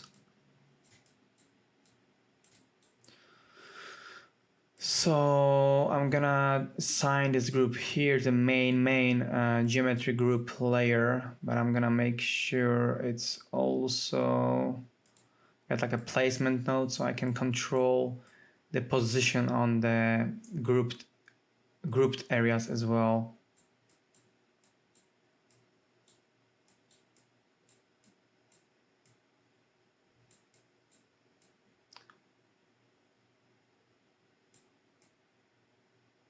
Maybe here.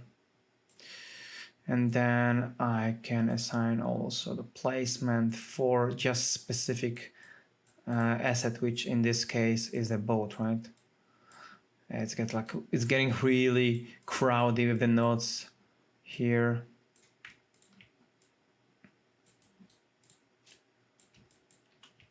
As you can see, I'm gonna try to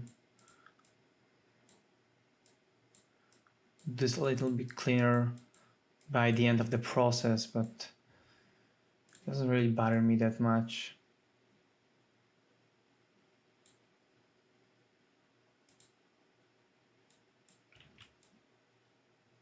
Oh, there you go. It is actually flipped. Not a big deal. I can even like suggest there's like the boat itself is sort of like unevenly placed on the water, which would be pretty cool as well. So I'm gonna add this, rotate it around as well right now. Those little assets increase a lot of believability. So I can imagine it's gonna be either like Mice World. I think it's gonna be cool maybe to just give it as a simple sort of like a tribute to Mouse Guard. So I can just assign very quickly some very quick material. Actually, I think I got some here for medieval style. Medieval props here. So textures. Yeah, let's try this one. Yeah, looks cool. I don't really, as you see, I'm not really caring about what's going on here. There are some bits or maybe changes. It kind of gives me a nice noise of the detail already, right? So this is what is the most important aspect for me. So the beautiful thing about working with the nodes is basically you can, for instance, generate one more placement, and it instantly becomes the instance, basically. So it's not really going to be super heavy on performance, but for now I want to also maybe reduce the scale of this element just a little bit, So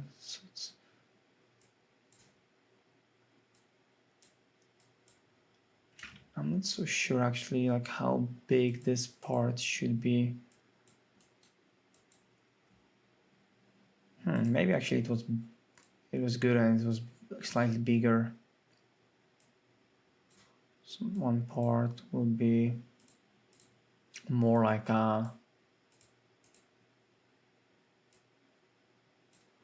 here, maybe another one will be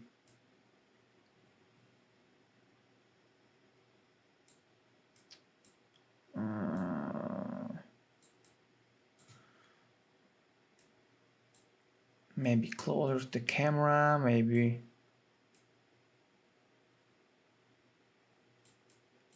Oops, wait. What's going on? So I'm just pulling up the right axis. So if I look into that, yeah, it starts to look really cool. I just want to also bring the depth into the scene, right? By just placing elements in the space, the perspective, it kind of gives like a nice overview on the perspective. And so maybe adding like more input nodes, and then again copy the new one, adding the third boat maybe somewhere here, which actually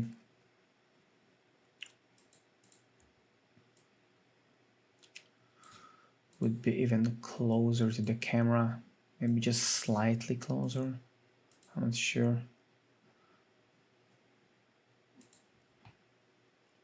Rotate this part.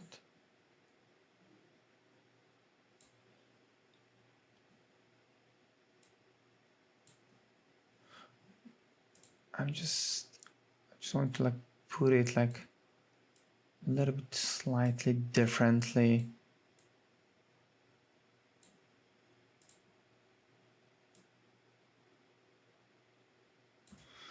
Maybe something like that, I don't know. Oh wait, it's actually got like pretty messed up on the nose of the bow. It actually looks like it's like a full speed mode. I want to also make sure that those have like a dynamic, position.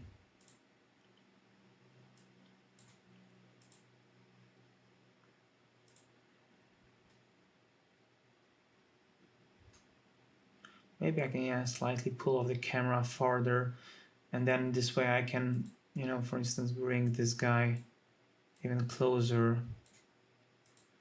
to us.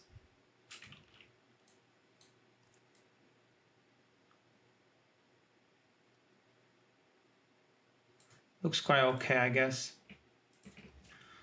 But it has this like nice, flow that you just enter there. It's pretty cool, I guess. So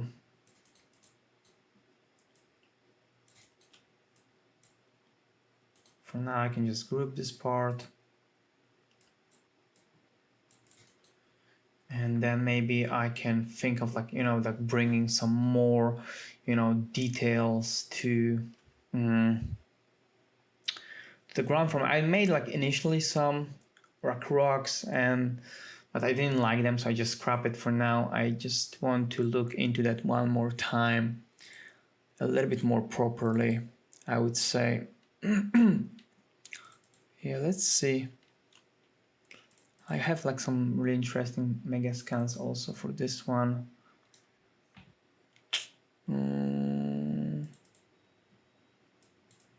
This one is pretty cool, but I really want to find like something that gives me like a the feeling of like a lot of things going on. Maybe let's try this one. And what are my loads? I think no, this is the details for the main building, so I'm just gonna also put them into group. I'm just trying to kind of clean that a little bit more. I actually feel like I can fit this part here. Oh wait. And then I can just bring the new group, or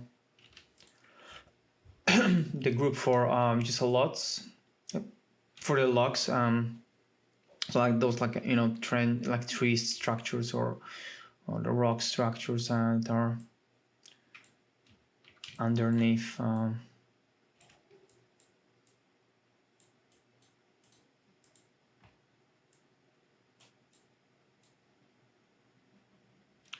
Maybe I'll just move those here, like this new guy. I can build the next group again.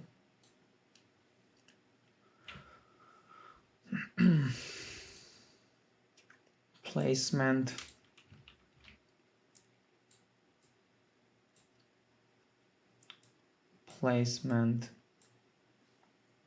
And of course this guy is huge, so I need to like go into my camera number 2 or camera number 7 that are responsible for some like more overview shot elements, and can try to fit these guys in.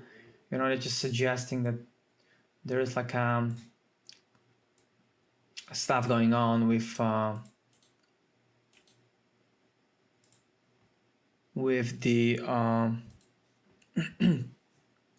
with the rocks, and like let's see how it works actually on my main render. It's not it should be better. Should actually position even closer. Just like the way that you just try things around. I'm just gonna add one more. Yeah, already just try it from scratch very quickly, so I have like a full control over them from the beginning. Also making sure that I'm not really affecting that much my the boats, and like just need to make sure that this environment bits, they really make sense. So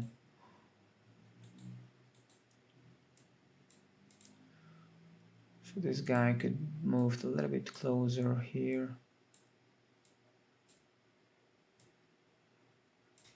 Even just slightly smaller, so I can have like a more small scale elements.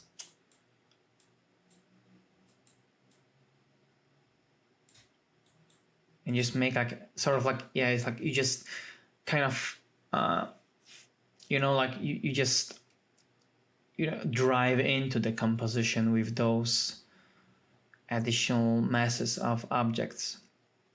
So I know already that this one needs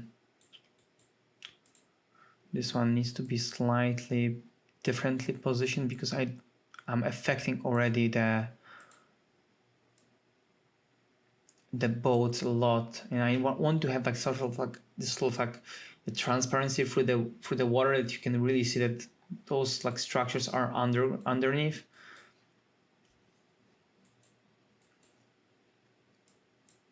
So adding the material pass very quickly.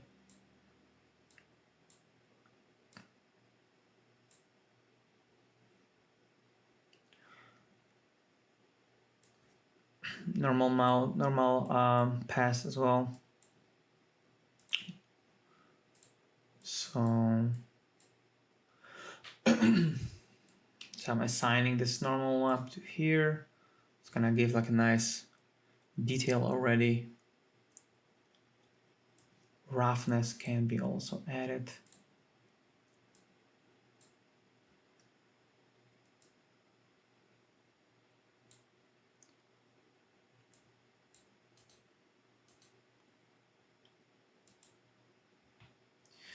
And then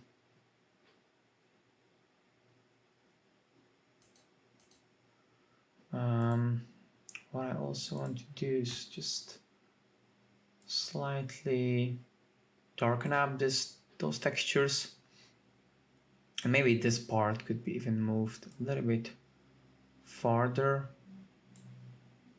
in distance. So kind of get like a nice overview, and I can add also the glossiness, maybe just even increase the roughness. No, not actually the roughness, just slightly, and then like maybe reduce the spec a little bit.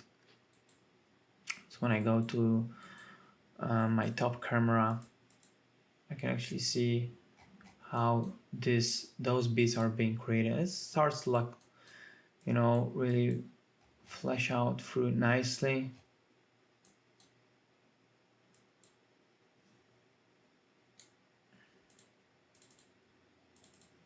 What else do I have on this one? Nope. I think this one is pretty cool to use. It's actually one of the most used assets from the Megascans. that we used when we created like this sort of like a rock, you know, kind of city when the mice were living inside like rock structures, with all the mossy, like, you know, surface on the rocks, and like a nice different level of heights.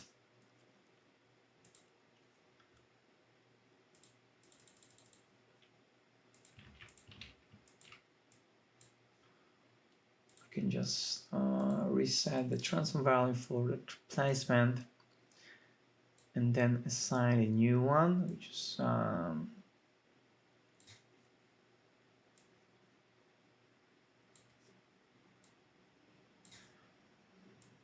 I kind of feel like it is the moment in the process that I'm getting pretty, you know,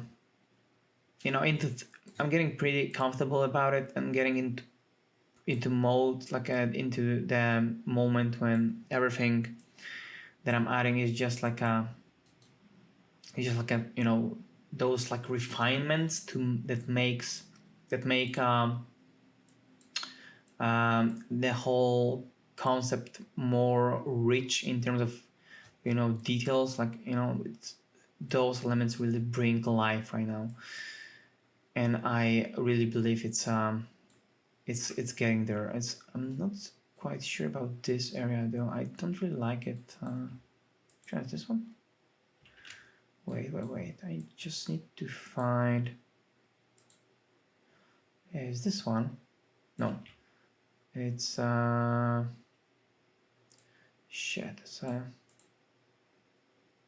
this one. So yeah, I think that's because I have only just diffuse. It looks very bad. I'm gonna let me just assign the normal texture, normal map.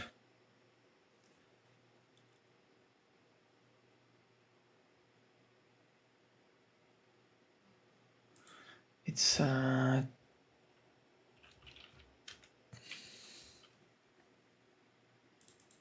I got this one. So normal mode, normal map.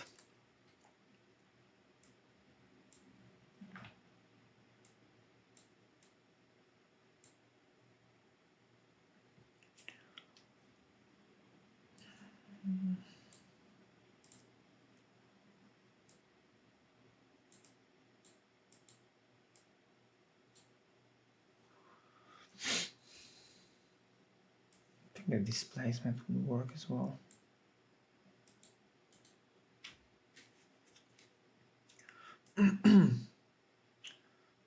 Displacement texture.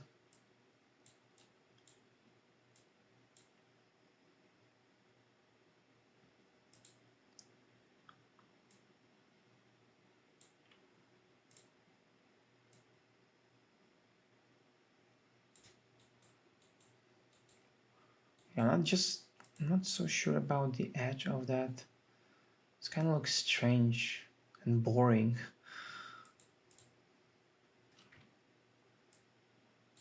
Let me see.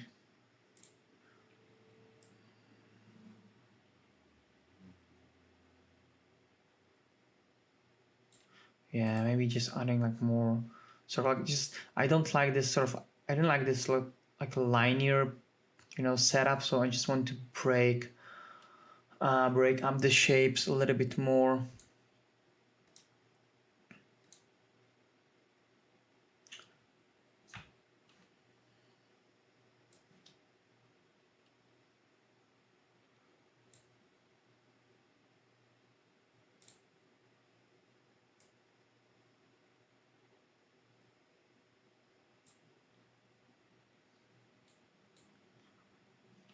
It's alright. It's alright. Just also want to make this texture slightly darker. Now it's all depends on like the lighting situation as well. Sometimes it looks good. Sometimes it's not. So yeah, not worry about this one that much. I want to make sure I just also actually make the bows a little bit lighter. And I also want to add some sort of like a nice, you know, like the feel of like the dirtiness under the water. So I'm just looking at into the water structure and adding just a bit more of that like transparent kind of feel. That might be like plants, or you know, without even adding like much new stuff, you can really bring very nicely, you know, a lot of like you know, cool feel to to the surface of that you are dealing with. So in order to do this, I'm just making the low level texture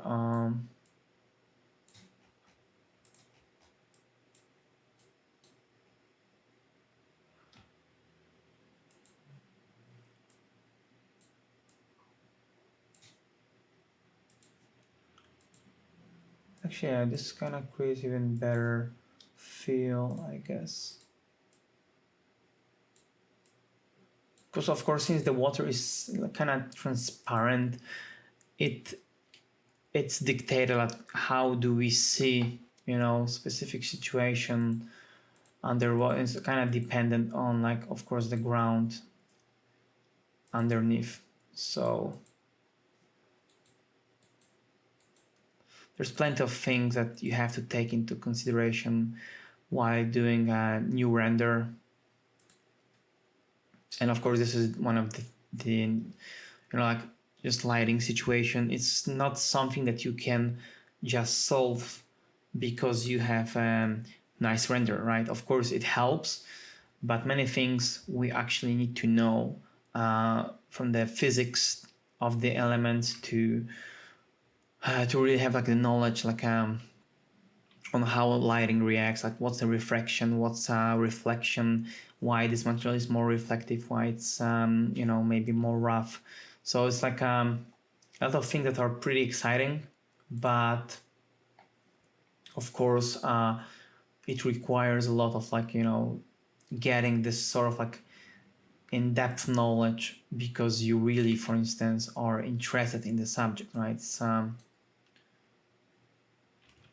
not even nerdy. It's more like, you know, you want to create better job, you have to know more, basically, right? It's like a job of concept artist is you get to know more all the time, so you have, for instance, better ideas, but more elaborate, more comprehensive. You know, your ideas get like you know, much more insight. So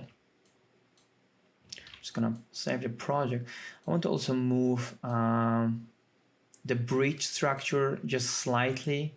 So I'm gonna position that so it's kind of pointing a little bit more towards us. I don't know, I feel like it's gonna get like nice flow. And maybe even like rotate this 3D part. Yeah, I just need to make sure that it will also affect how the river will look like. So, okay, what I can do actually, because I really love this part, like, you know, all those like roots and pretty crazy stuff. I can actually move it, you know, just slightly.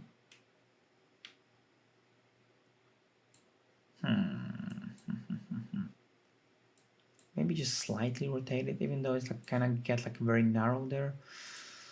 Let's see. And of course, I'm, as you see, constantly changing my camera angles just to see how those things that I'm adding or adjusting affect the whole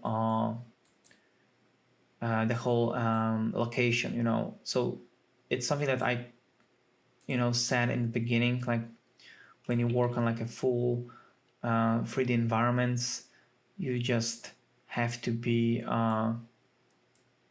sure for as long as you work on it, it works good in multiple angles. So it's not just one shot concept, right? And this is what you learn a lot while working on a level design, for instance, for games, or you really design the whole set for a movie, for instance, right? This is actually what when the real game starts for concept designer, right? When we not only care about the nice you know, shape flow, shape design, but also the whole location needs to be well thought through. So okay, I got even better idea, I guess. I got even better idea. I just want to move this part one more time, rotate it back again as it was, maybe like slightly move it outward, and then I just want to take this bit, add it again as a new instance, and then try to, yeah, make a new kind of coast out of that. So I have like more rocks closer to the coast, which of course makes sense from the physical point of view, but at the same time it actually might look better as well. So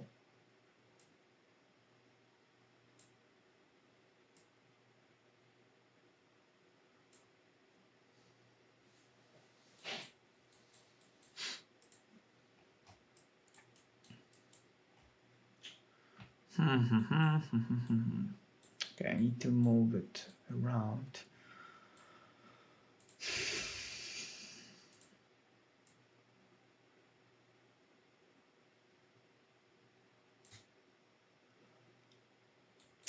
And then move the whole log here even more. Yeah, just to expose those rocks, those really nice rock structures. The river will be around now, right now really narrow, so I need to sort of like move it even farther. I don't know, I'm just compromising things all the time just to find a, you know, sort of like good solution. So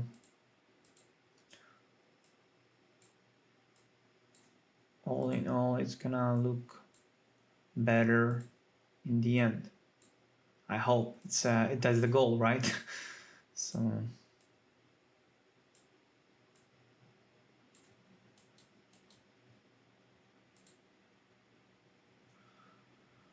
looks okay-ish, but the lighting gets like really flat on this one. I just want to try out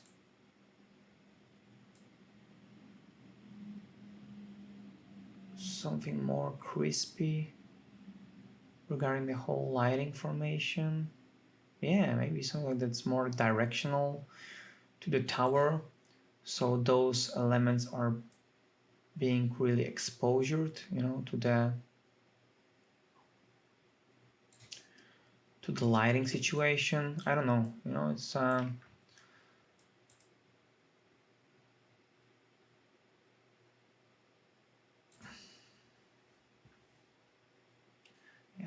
doesn't look bad. I would say the foreground right now has like more volume than on the previous one, definitely.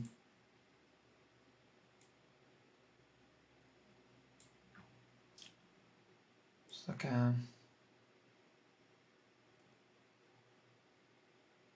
it's constantly play of like, you know,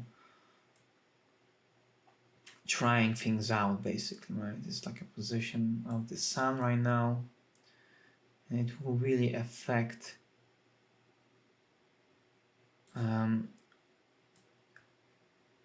how the whole location will look like, you know, because the lighting can help tremendously to sell the design, right, basically. And sometimes you just have the ready location, but the lighting doesn't really help to sell the look of it. So yeah, sometimes it's better to just sit down and, like, you know, don't worry about things and try to find like the proper solution. That's pretty cool, I guess. Yeah, it just slightly move lighting, but it kind of gets like more volume on those elements in the foreground. Yeah, it's all right. That's all right. Maybe I can actually try some different sky formation for this one, because I just stick to only one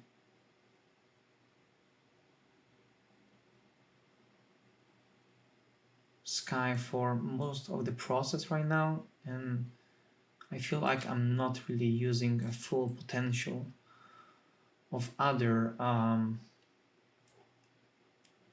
you know, assets basically. So with combination of different lighting setup, it might be the golden choice, right? It's like you never know.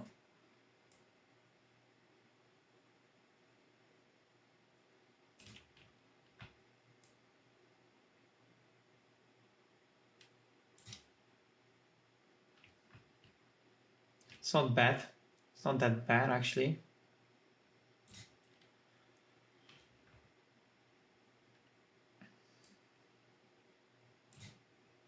Yeah, it's not that bad actually.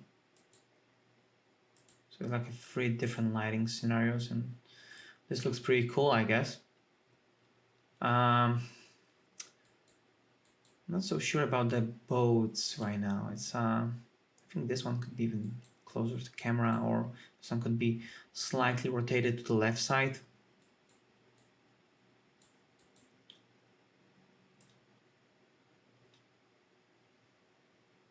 Oh geez, such a mess here.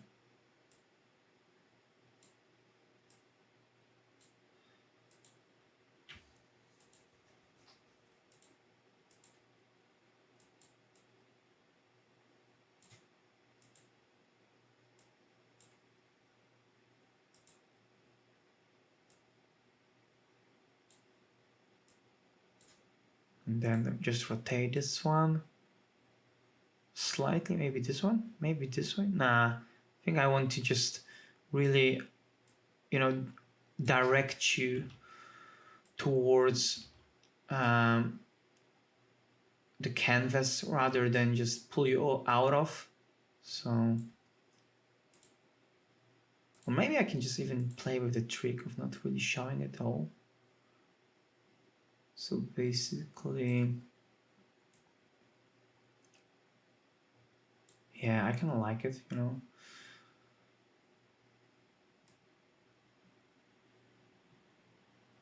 So you don't really see the whole part, but maybe just slightly.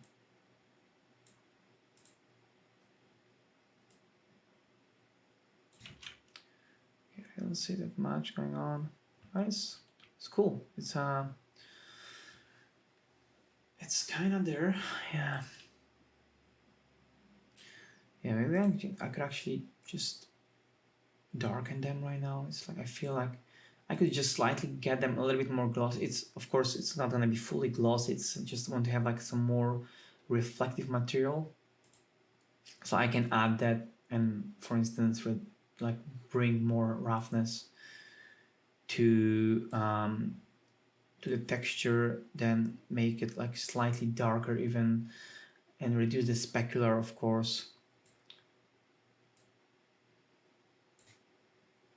So the roughness will be, of course, when the material is actually closer to the wood, for instance, and it gets like it's not even when you look at it from the microscopic level. It has the bumps, so the light will, when it hits the surface, it bounces back in all different directions. That's why we usually see the lighting being scattered, like not very just condensed into one specular, as you can see on the glossiness. And that's why it's not only it doesn't really reflect much of the lighting anyway. But also roughness the more increased roughness will bring more of the the specular part will be more scattered across the whole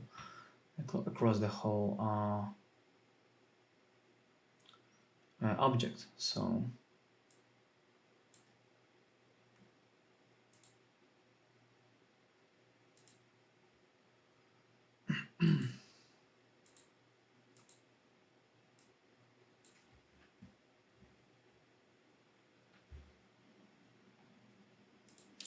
yeah, I think it's getting there. It starts to getting there finally.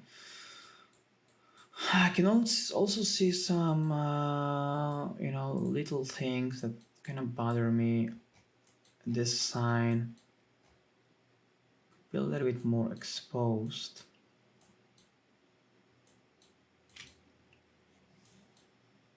So I think it's here.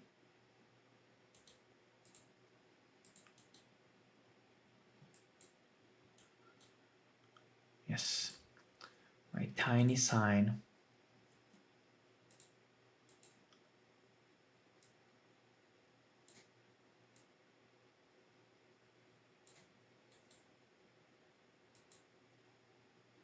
Yeah, it's better exposed. I prefer it to be like more, visible. Maybe just slightly pull it to the edge, but just slightly, Now I can see that this is detached from the structure, so it's like always like things that you have to sort of control over and over again. But it's also the beauty of 3D. Like you just have like endless fun with changing things, rotating those, adding more elements. And of course, takes time, takes sometimes ages, but it's pretty much worth it. Like I could also like if I compare my sketch, I can also like add like some more elements here. Maybe I can actually look into this guy and see like what I can also bring. Maybe some like sort of like like a hatch, or like like bits of shacks like that are like little houses behind it, just to break up the shape. Here it's kind of boring. So if I look at from the point of view of the concept art view, it's concept art mind, I feel like a lot of space here could be still excuse me, could be still more polluted, like populated with not polluted, actually populated with interesting parts, interesting structures. Of course, in the end, I will add in 2D some post-production paths, so I'm not really worrying about, like, for instance, the railing for the bridge, or like a little ropes maybe just hanging over. I can add them later on, but we are getting pretty close to wrap up, this 3D part, which already took longer than I thought, but I think it's actually worth it, to just sometimes spend a little bit more time to have like a proper results. I also like to play with some skies on the side. I think sometimes just to achieve like a more dramatic look, I can actually get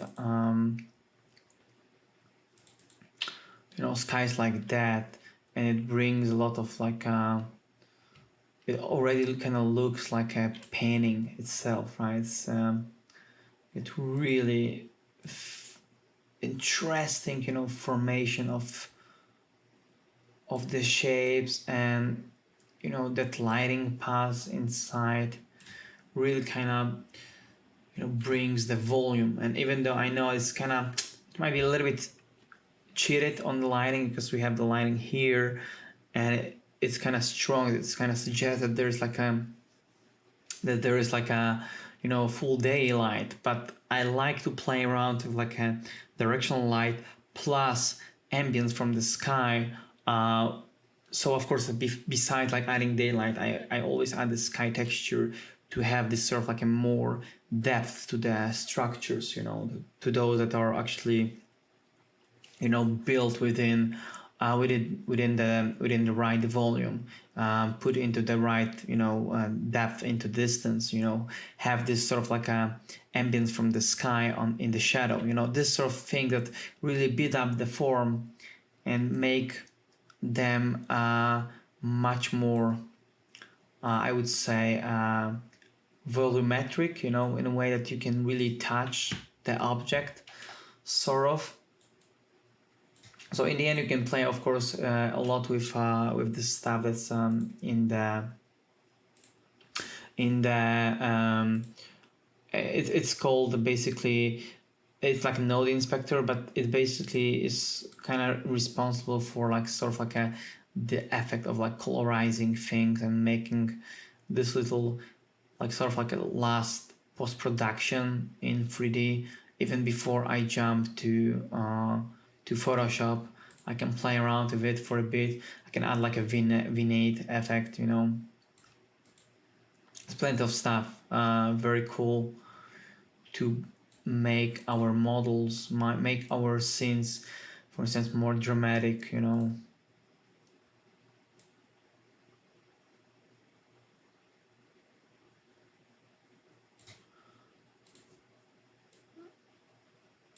Yeah, this sort of stuff, you know.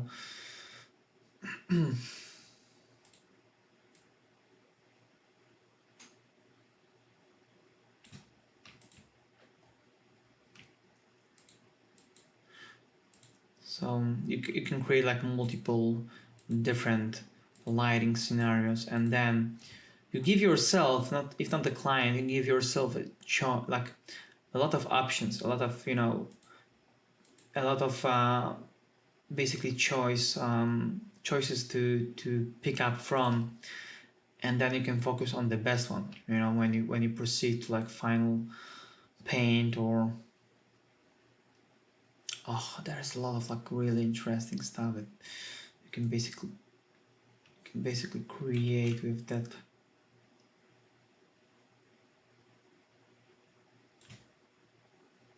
Yes, a lot of things.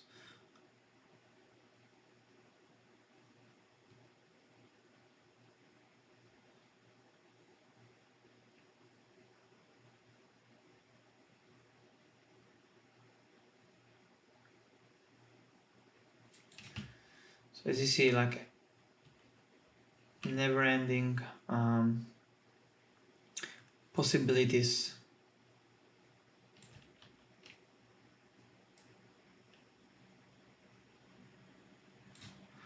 While you keep on pushing the render.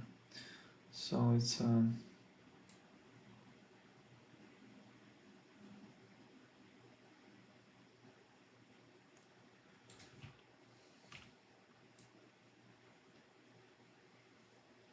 I really love to play around with the sun, you know, direction.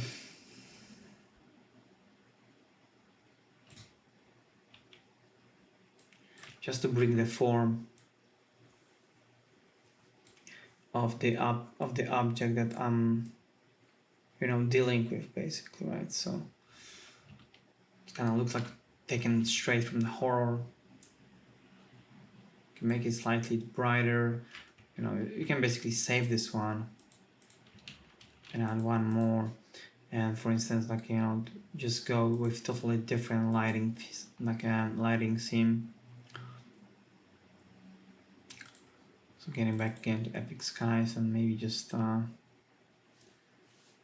pick up something more cozy.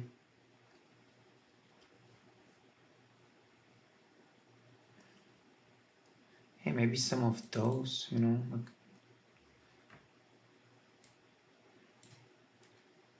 So as you see, there's loads and loads of options, basically.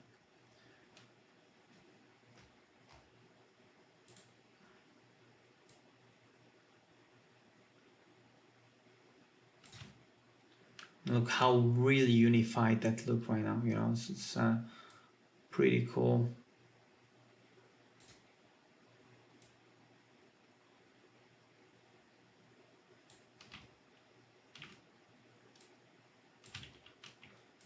And then even like the background can suggest you some, some nice elements in them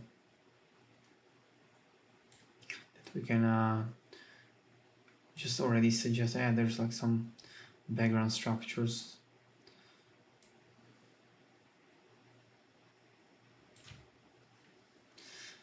So there's yeah, plenty of things that you can do with the render later on. But as you see, I'm bringing this to table on many occasions during the process, right? Because I'm not really closing myself on one just specific lighting situation, because I know it might be, maybe beneficial in the end to try something different, right? To try something that has, for instance, different lighting scenario than the one that I started with, because it doesn't need to be like the final version, right? It can be just one of the options, and I'm just moving the sun just slightly, and then I see like, yeah, there's like some definitely new situation going on, which might bring even more interest to the table, and it gets like very painterly in the end, which I really love, because it's sort of like the similar process that when I was painting, when I was just trying to achieve specific artistic look for the scene, right? So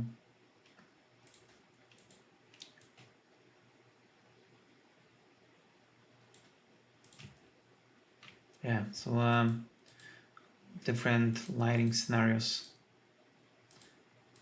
I personally prefer, I think this one the most.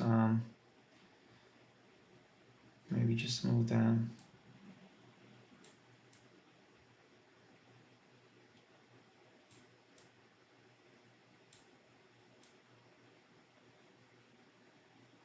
But I'm not really saying no to any options right now, because I know it just, yeah, maybe at some point like, oh, I prefer this one over this one, so that's why I do like a lot of those like tests in between.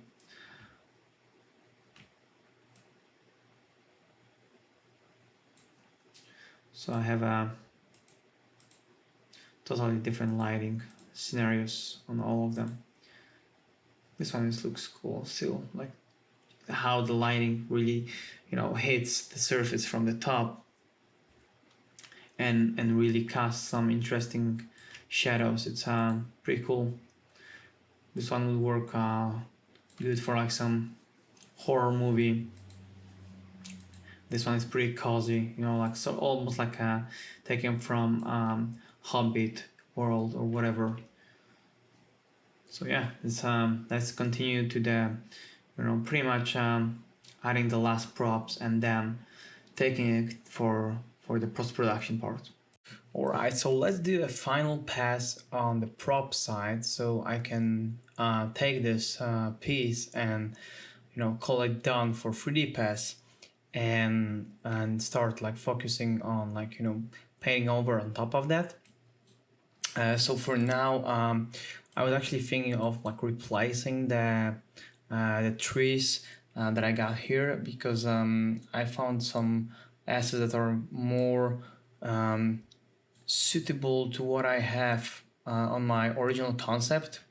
So let me just go quickly.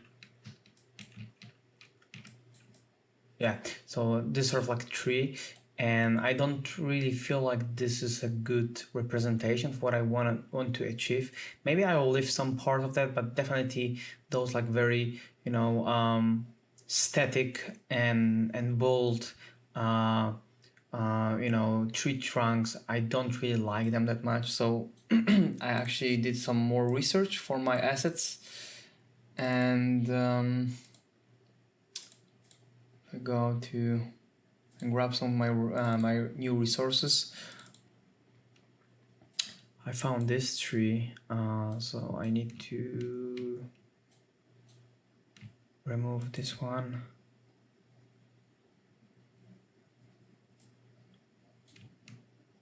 And this one. So let me see how it actually look like. And I need to reset the transformations.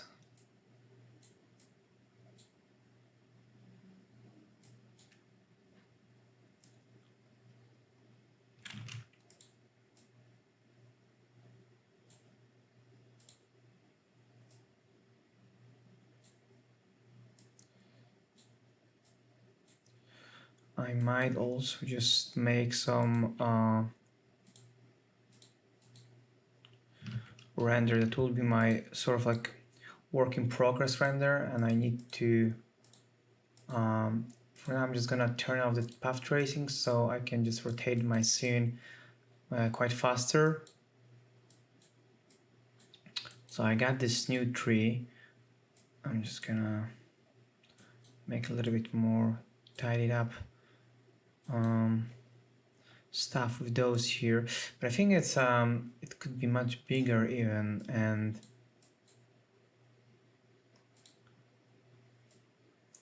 yeah, the gizmo is actually a little bit broken, but it's fine. It should be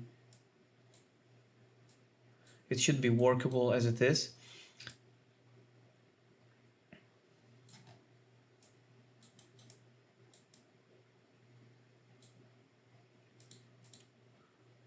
So I can just, you know, check which sort of position, like what are the best, you know, shapes for this tree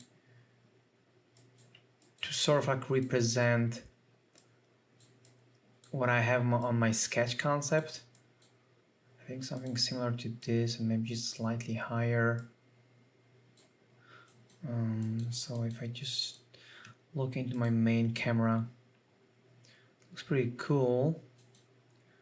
Although I feel like it's a little bit too big at this point. Yeah, just get it a little bit. Just gonna look into my sketch again. I can also show you that here. I can even set up them as mode always on top.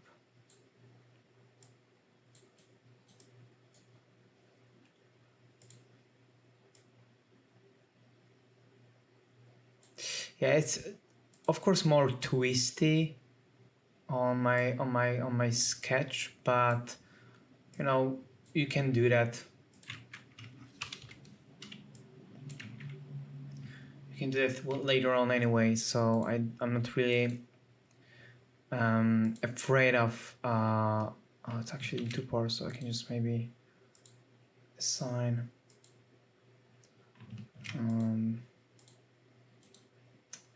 expand, just do one. So I can basically, you know, always paint over later on top of that anyway. So let me check if I have some interesting texture for that.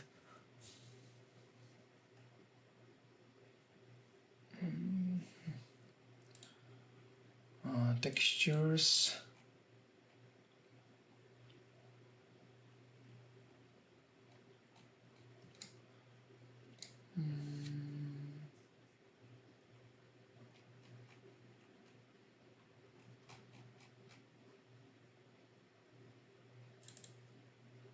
this one would be good.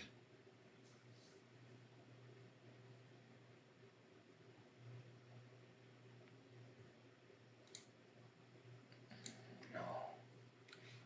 Oak texture, maybe. Yeah, let's maybe use this one.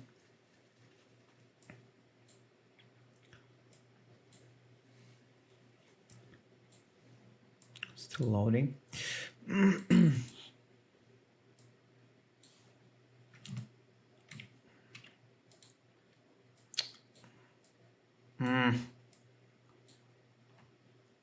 I got some ready texture for the tree. So if I go to my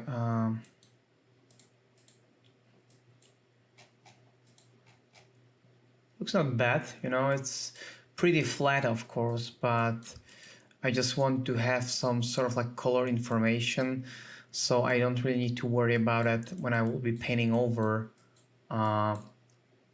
because it kind of looks like a tree, right? Because I just placed the diffuse material on that, and of course you can play around with like a gamma to make it brighter or darker.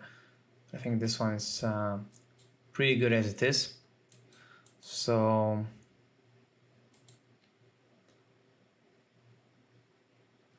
yeah, it should be all right.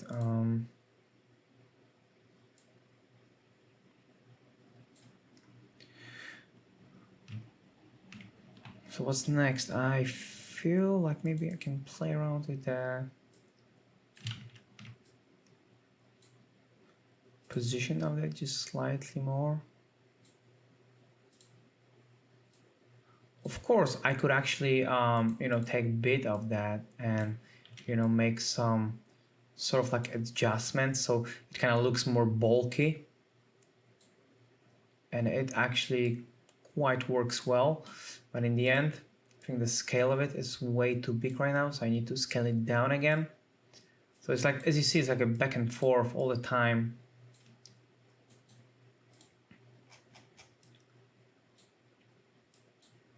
Whatever is sort of needed at the right point, at this point actually. So yeah, it looks alright. Looks pretty cool.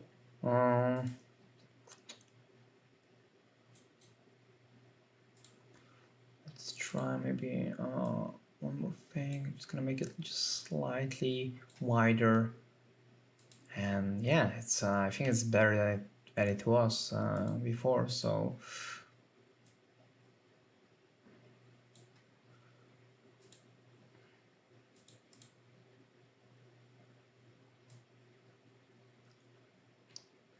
maybe just turn it just slightly. Bam, should be good.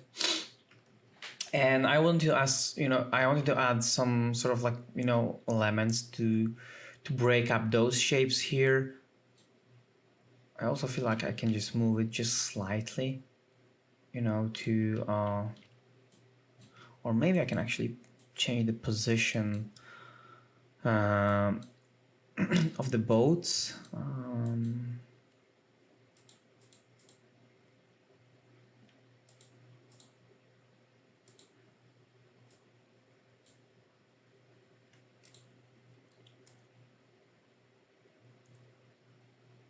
This one could be just slightly better positioned. That's all right. And then I just want to break up those shapes here, right? Because I kind of feel like it's a little bit too linear here. Of course, I want to add later on some mountains and some epic landscape or vista, but at this point I kind of feel like this area is a little bit too empty, so I'm just gonna add a little bit more of the stuff here. I'm not sure if I just want to bring back also this rooftop. It's kind of looks cool as it is. I might just make 2D paths later on, like sort of like a skeleton of like the building. I'm not sure at this point. I kind of feel like it's good contrast between the spiky or like very striking shapes and more sort of like calm down setup. So you have sort of like nice balance between the shapes, and it reads well as a shape language, the whole composition, because we have very diagonal composition here in the central part, which is our main focus. And I don't really need to sort of like add repetition of the shapes, because I sort of like diminish the relation between them, right? So this is like the main focal point. This is the main part where I really put the focus onto. So I don't see the reason why should I bring back similar rooftop. It would be a little bit uncontrolled, I would say, unbalanced, because if I had those like rooftops, I would just rather keep 3 different rooftops. So I would actually build relation, having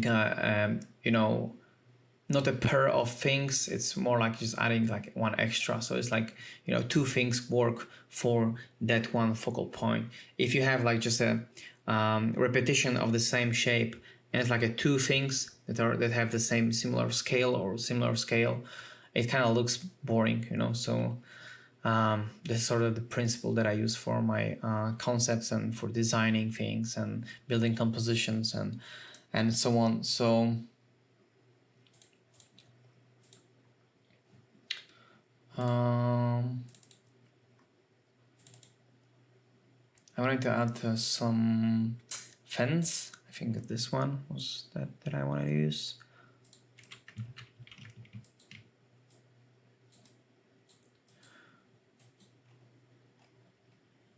Yeah, I have still some space to add to this group. I could just create a new group, but I don't really want, I don't. I cannot be asked to do that right now. I just don't really. Yeah, problem with this fence. I don't know if the gizmo is already resetted. So let's see.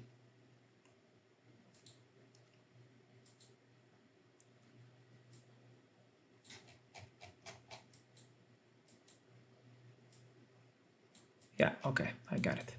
So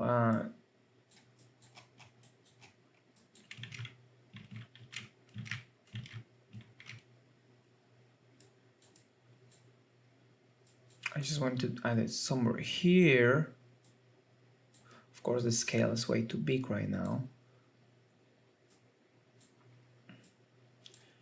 And I have just another one.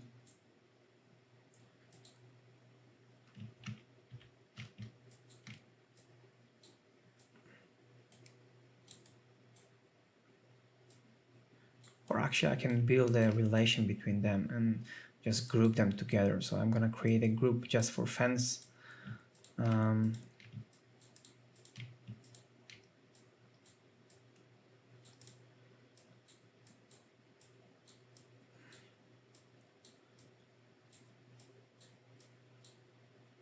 So one fence and a second fence, and the geometry group that kind of keeps them together. And the geometry will be also based on some placement. And then this placement I can attach to the main group, right? So as you see there, so if I move this one, the whole group, I can just move all the, pieces that are within this group. If I just want to, play around with just one of those guys, I can just move them. So it's pretty cool.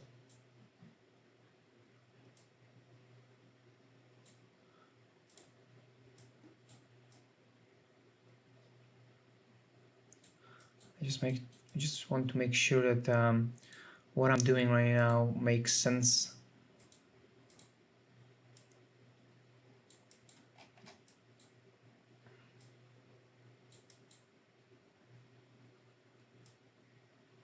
So I can just connect them together, and then I can just take them all, place them down on the ground.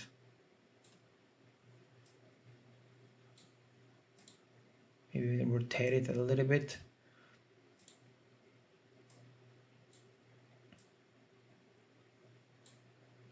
Nice, I can move this guy just slightly more to the front. Or actually I can do this and connect it over. Maybe I can just leave like some negative space between. Maybe it's broken, I don't know, like, let's see. It's alright, but it looks like it's too much actually for me. So as you see, like it always looks different. Depends on where you look at. What's your camera angle that you're looking at the objects. So it's of course definitely too big. Oh, I need to just scale up this guy.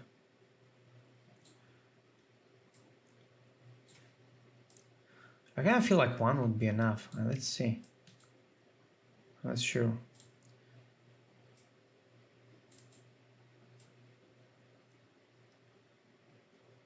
Maybe one like that, and maybe I can just take this, and from that I can, you know, sort of like play and add like more stuff to that.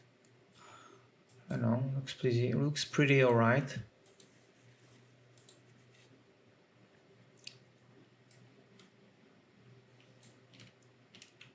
So I can just, you know, for instance, repeat this shape.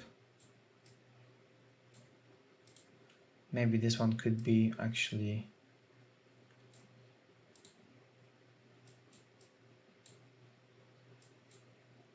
continuation, that there's like some, you know,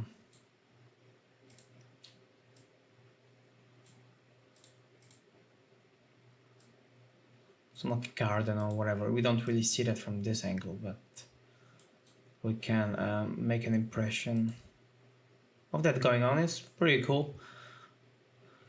I kind of feel like I can even detach them a little bit more from each other. So I just move this guy here. Yeah, looks alright. Maybe this guy could be, you know, just slightly sloped or kind of broken, you know, just, I don't know, just playing around with the different settings just to see, you know, it's just at this point when I know that my final shot will have specific composition, I can basically you know, go crazy and really focus on making my render or my shot as best as I can to do at this point. And if, for instance, I was asked to, okay, you know, like, we like this shot and, you know, we have to show sort of like what's going on behind that, of course I would get back to that and dive in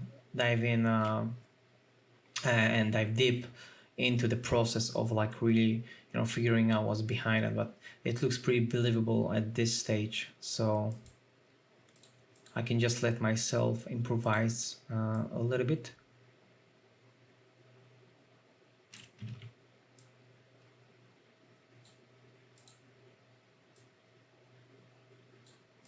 I feel like it's a little bit too cramped. Yeah, I should actually use this side with sort of like more negative space.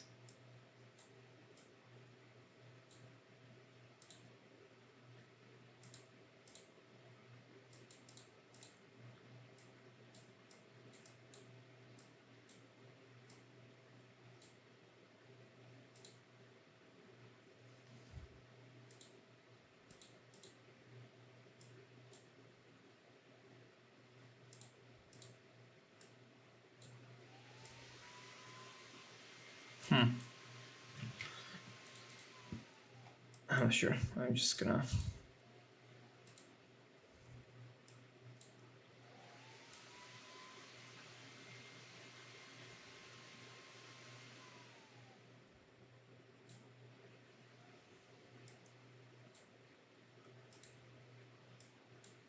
Yeah, that should be.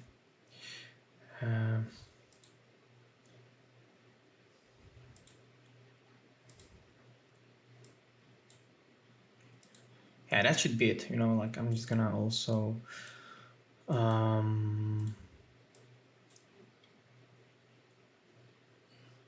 Just gonna improvise with some like ready texture as well again. Let's see.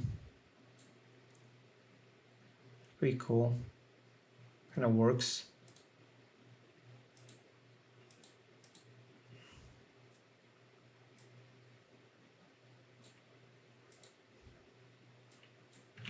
I know, I'm just crazy about, you know, like changing things on the go all the time. But it starts to like, you know, really have like a believable aspect to that, believable effect. I'm also gonna look one more time into my tree.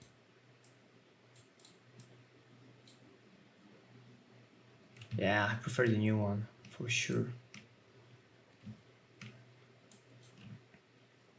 So yeah, I think it's about it regarding this part, and I'm gonna, you know, start diving deeper into the final aspects of the presentation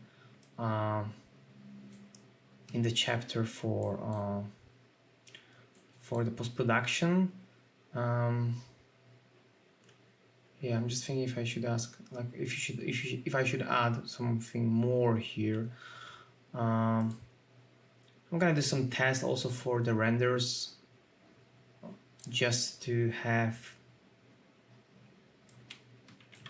you know, maybe slightly more possibilities to play around with like a different mood, different setup.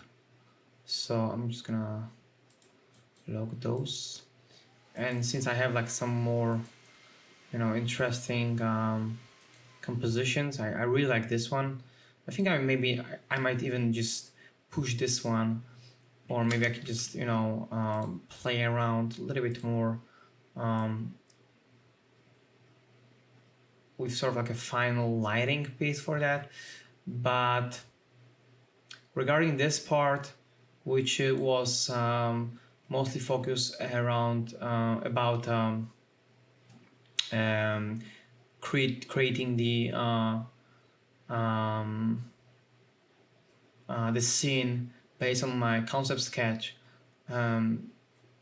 purely out of the assets that were provided, or I provided very quickly for myself. I think that's about it, and yeah, I hope you guys found this one useful, and of course see you again in the next part.